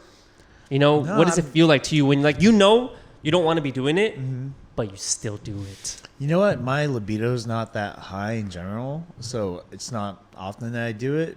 But when it is, it's typically out of a couple things. Like, one, it's stress and boredom. Yeah, would be boredom. The second one, and that's usually where I'm like, this feels like this would relieve some stress or boredom, and that's when I don't even think about it at all. I'm just like, all right, well, you know, just rub a quick one out, like whatever's. And afterwards, I'm like, man, I could have been doing something else. Yeah. I think the time where I felt that the most was like, I think I was supposed to go to the gym, and it was like late night, and I usually don't go to the gym late night, but I was busy all day, so I was like, fuck out, I'm still gonna make it out to the gym. Turned that shit on, sat there, did my thing, and I was like, you know what, I'm just gonna fucking go to bed and then go to the gym. And that's when I was like, fuck, dude, I didn't do what I wanted to do. That was really the shame part for me, where I was like, fuck, I chose that over going to the gym and making progress on myself. That's when I was like, no, Yeah, that's I not think what when want. porn gets in with your personal life, Yeah, that's yeah. when it's a problem. Yeah. You know, but you need to be disciplined. You know, that's how I see it. Like, I get it. Like, there's like nowadays, there's nothing but hotter girls on those things. Like, now porn is better than ever. Yeah. And I just believe that that's what they're doing to us. You know, us men is So like we they're can weakening us down a little bit with Yeah. putting the hottest girls on, you know, on the screen for us. But see, the thing is, well, my whole thing is like, you know, when you're done, you just look at yourself and you're just like, man, that was what am I doing? Like, you know, like, That's the PNC. yeah, like imagine just well, after you nut, right? Leave your laptop on, see what you're watching. Bro, I turn it off right away. Yeah, you turn that shit off because you know that's disgusting. Yeah. You know deep down that you should not be watching that. It's or you would so watch it fun. or you keep on watching it. Yeah. Yeah, Sure. You know, and also I like to think about how do I like. What if God sees me like just jerking off? How would I look? And my ancestors are looking at me like, Justin, what the fuck are you doing? You know, that's why I see in my head now. But those type of things You I see see in my God head, in your head is when you nut? why I don't do it anymore. Because I don't want my ancestors looking at me like, what in the world are you doing? You know? That's so funny. Yeah. I'm like, did we really like fight this war, cross this ocean Yeah. for you to be nutting in your Just bed, nutting like 2 a.m. in the morning, not 40 even cleaning tabs yourself up, like. Yeah, like you just look at it like a geek. Like you look like a loser, you know what I mean? But I get it. Like I did it for so long too, you know, like Yeah. and like I said, it's better than ever. Like these girls are just Yeah. you know. They're only gonna make it harder too. They're Think about all always the gonna get VR harder. shit. Oh, the VR stuff. It's- Man, at that see? point, And if I was a kid, I honestly don't like you're just getting fed so much better ways of porn because when we were watching porn, I feel like it was just kind of like Dude, hard to it was get rough. to. Dude, it was you know? so. We'd Yeah. we'd you watch. couldn't even have addiction if you wanted. Yeah, to. it was fucking just hard. you got to go get like a magazine. or Okay, are you something. old enough to know what Channel 34 is or Channel 39 is? What channel was that though? Channel 39 is where it was like it would be like maybe Cinemax or Adult, but it's because you didn't have the actual satellite, so it would be on your cable, but it's all the fucking static. So it would be like a little static titty and be like, oh, there it is. It'd have like a see. 3 Like, I or think I 5 see a seconds of like actual clarity. Like whoa, okay, Ooh, a nipple. it's a nipple. Oh my god, because you didn't have access to the internet. struggles back then. Yeah. You didn't know what it like, you know, like the amount of like stuff out there is significantly different to when like I grew up and I was like, okay, like, oh, do you see a titty? Or it's like you'd watch the Girls Gone Wild commercial, Yes. and you'd wait like, Oh my woo! God. You, And like, knew what on- time. There's a star. There's like a covering the titty, And but that you'd be was like, enough. And that was enough. And you'd be like, oh, 5 seconds. God, man, See, there back when we were kids, you just had to. The only time you can see those at a certain time of the night. Yeah. Nowadays, kids can just pull up their iPad and be like, Yeah. you know, I can just go on Pornhub. real And even quick. then, it's certain time of night, and there's only like, oh, welcome to this, and then you'd have to wait for like that 1 10-second interval where she's like, whoa, and then oh, okay, that's the good part, and then it goes back to order this now, call 1-800-999-1388, order this 20% off of your first purchase. You know what? I kind of want to talk about this. I think too much of anything in general is a bad thing. And I think that's kind of what's happening, is that there's so many fucking options on, let's say, porn, right? You start with this, and then you fucking go into this next thing, and then it becomes like this crazy, like, fucking cobweb of like weird fucking fetishes and like things that you've never watched, but you just like just piques your interest or whatever. Very similarly, that's kind of what's happening with everything that we're doing, right? With social media, same thing. You go on dating apps, right? Like, fuck, you have all these fucking options, blah blah. And that makes you think very differently versus where you have a mindset where it's like, oh, this person, I don't think there's anyone else out like this. Yeah, no, that's absolutely true, and I think that's also with dating too. Yeah. You know, when there's so much options, there's none. I Like, mean, when, you literally know, talked about this yeah. when it came to that girl that you were talking about. You're like, hey, she's in LA. She could be dating so many other guys. Like, options, right? Yeah. And that's kind of like, imagine if that wasn't the case. Mm-hmm. You know, you're like, oh, there's not that many people like Justin, right? Yeah, that's correct. You know, like if you think about it, dating is actually easier than ever too. Dude, it's so all easy. the dating apps, Yeah. and Instagram's basically Getting dating a app. date is easier than ever. Yeah. Dating is harder. than Yeah, dating is harder. So getting a date is easier than ever. Yeah. You know what I mean? And like, I think that where it's an illusion now, because I think like I'll talk to like a homegirl, right, that goes on a date, and I'll be like, oh, how was it? She's like, oh, it was amazing, it was great, but I'm still just seeing what's out there. So I feel like for women, the date needs to be damn near perfect now in order to stay, because she thinks, well, if that one was good, I can find another one. I feel like it has to be literally perfect. It could be amazing to her, but the thing is just like amazing is just is now it's just standard. it's just the standard. I feel like we're very spoiled for choice. I think that's not just women; it happens to men too. It Like, happens to men. where it's like, you know, you meet someone, you vibe with, but you're also like, damn, I got all these other girls in my DMs too, like hitting me up, like, okay, you know, Oh, there's a damn, chance that's there too. nice. What the fuck? Yeah, well, thinking that. Well, here's the thing: women are only really going for the top 5% of men. All the other 95% of men aren't really getting shit. How many men are there? There's a lot of men out there, honestly, that's single. If you think about it, like the guy at Starbucks, right? The girl's ignoring that DM instantly. That guy could be a good guy at Starbucks, right? Just making coffee. He's a good guy. He looks good too. Makes great coffee. But ain't no one answering his DM unless you one of those top 5%, 1% guys with a Lambo in your Instagram. You know what I mean? I feel like most girls are going for the top 5%. All the other 95% of men are just I feel like maybe Average. that's like sometimes like You know? the top girls. Like if we're talking about like IG models or something, like if you're talking about really hot girls, yeah, for sure. But like I feel like normal girls go for like normal dudes too. You know, like I also do I think it don't depends know. on where you're from. That right? that too. I think that matters a lot. If you're in LA, I think it's a little Yeah. different. yeah, I think if you're in LA, it's a little bit of a different. clusterfuck, Yeah, right? you know what I want to think? I think average girls are going for men above their league, honestly, in my opinion, like out here in LA. Because there's average girls thinking they can get this top G dude or whatever, like this rapper NBA player, but she really can't. She just in her head thinks it. And that's why I think that there's an inflation when it comes to dating, because these women believe that they can get Damn. something that they don't even deserve. Inflation in the economy and in dating. Yeah. Inflation. she said. Hopefully. No, but for real though, like I believe that, you know, and guys are doing it too. Guys are thinking they can get these top percent girls too when they shouldn't even be getting that either. I totally I believe think that. both people on both ends are doing that. Yeah. You know, the top 5% should be dating the top 5%. That's why celebrities, if you look at it, celebrities only really date celebrities. Yeah. Because most of them they like to stay in their lane. Of course, there's exceptions, for everything, but Yeah. most celebrities date celebrities. Like Jay-Z is gonna marry Beyonce. Beyonce is not gonna marry someone that makes less than her.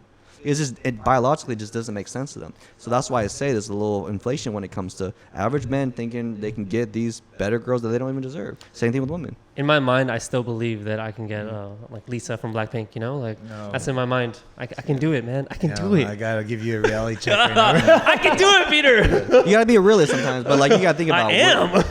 would I she told date you, borders on arrogance. borders. You hop the arrogance fence, my boy. So I know we talked a lot about your mentality and your mindset when it comes to having dialysis and possibly doing this for the rest of your life, right? It's a hard pill to swallow, but you have a warrior mindset. So you're going to cruise through it. I believe you will. But for everyone else, like the people that you've mentioned that do dialysis, they're more likely depressed, right? And that becomes a sensitive subject for the people around them, like their family members, their friends.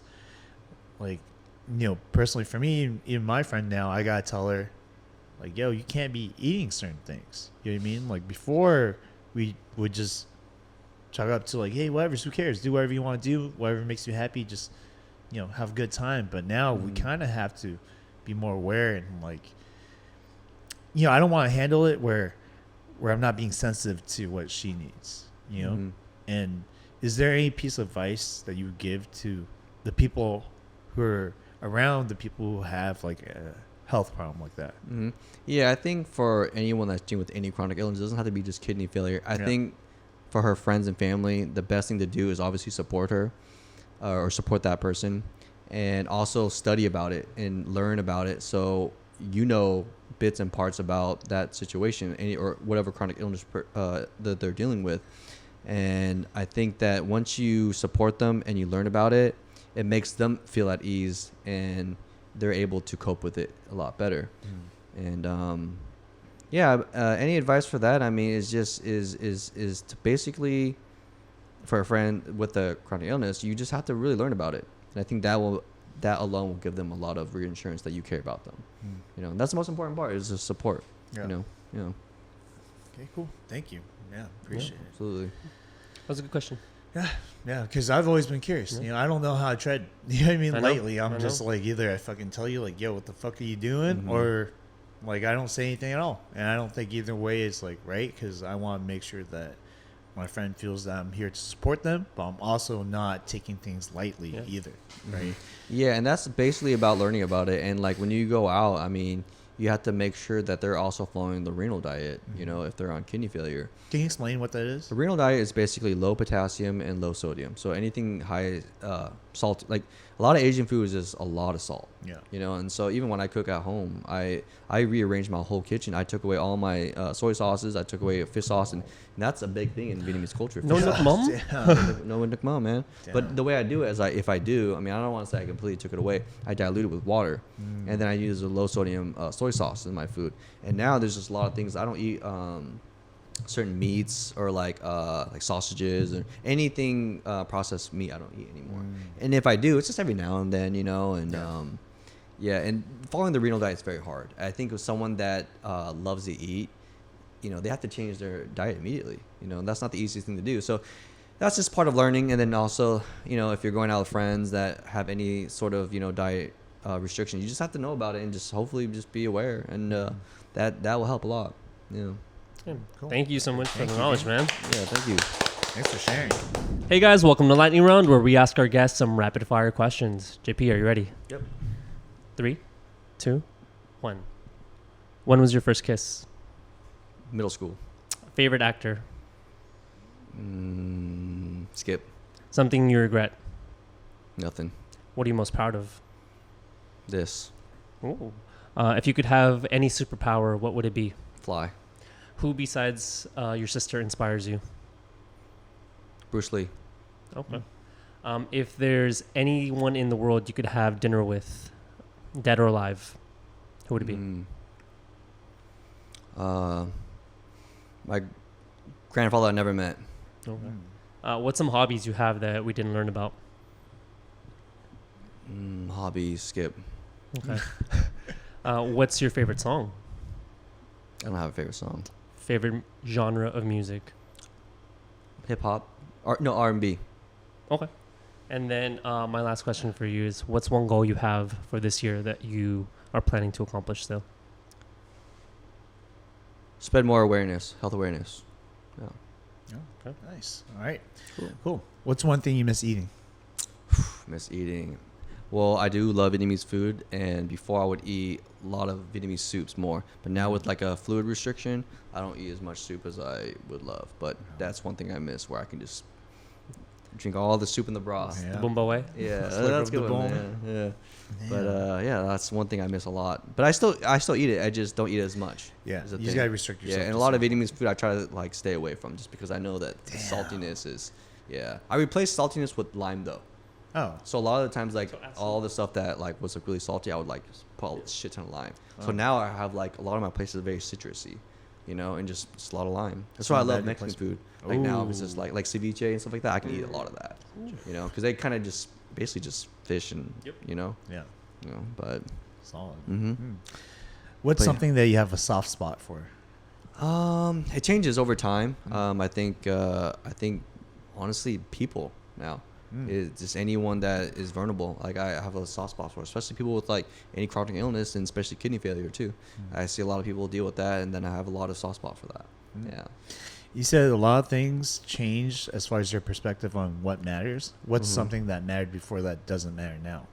I think time, because when I was younger, I believed I was on like unlimited time. But then once you get to that age where you believe that time isn't forever, and so then you start to realize the things I do now, I cherish more. Like even doing this, I like, you know, maybe before probably wouldn't have done this, but now that I'm able to do this, and I feel like this is a very valuable time, and I think being able to speak out and also meet new people, that's a very important thing to do in my time.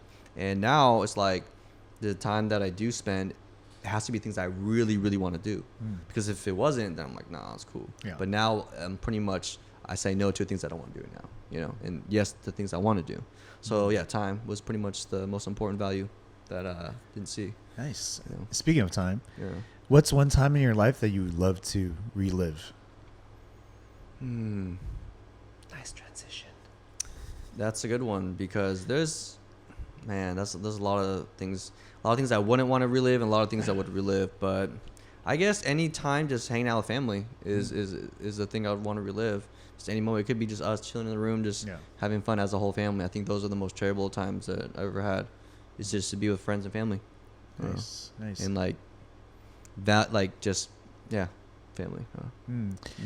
What is one thing you like doing with friends and family that you consider quality time? Just kick it. Just kick it. Kick it and eat. Oh. Yeah, that is the best thing ever. There's nothing more interesting than just kicking with your family and friends, just like, or with your boys, just like you're in a room with your boys and you guys are talking. There's nothing more interesting than that. True. You know, you can have any money in the world to be broke as hell, but the thing is, with your family or your boys, it's a good time. You know. Okay. Nice, nice. And for my last question, Mhm. what is your favorite quality of your significant other that you would look for? I think the respect and the support. If she's able to support you and respect you, that's all you would really want. It doesn't matter anything else, but I think that is the true components of a successful relationship. Yeah, is if she respects you and supports you. Yeah. Nice. Perfect. Okay, Cool. Good shit. All right, guys, that concludes our lightning round. I want to say thank you to our guest, JP. Thank you for all the knowledge, all the good stories and everything. Let us know where we can find you. Yes, Instagram will be Justin Pham, PH, but there's two P's, so PHAM, and then TikTok would be Platinum Kidney. I just want to say thank you for coming and sharing everything, all the health awareness and just advice on how to approach everything. And even your mindset, dude. Hella inspiring, man. Like I feel course. like we relate in a lot of ways, but you Yep. kind of showed me a different level of it. Mm-hmm. And I just want to say thank you to everyone else who's been watching the entire time. Make sure you like, subscribe, and comment below what you guys want us to talk about next. And remember, live fast, eat ass.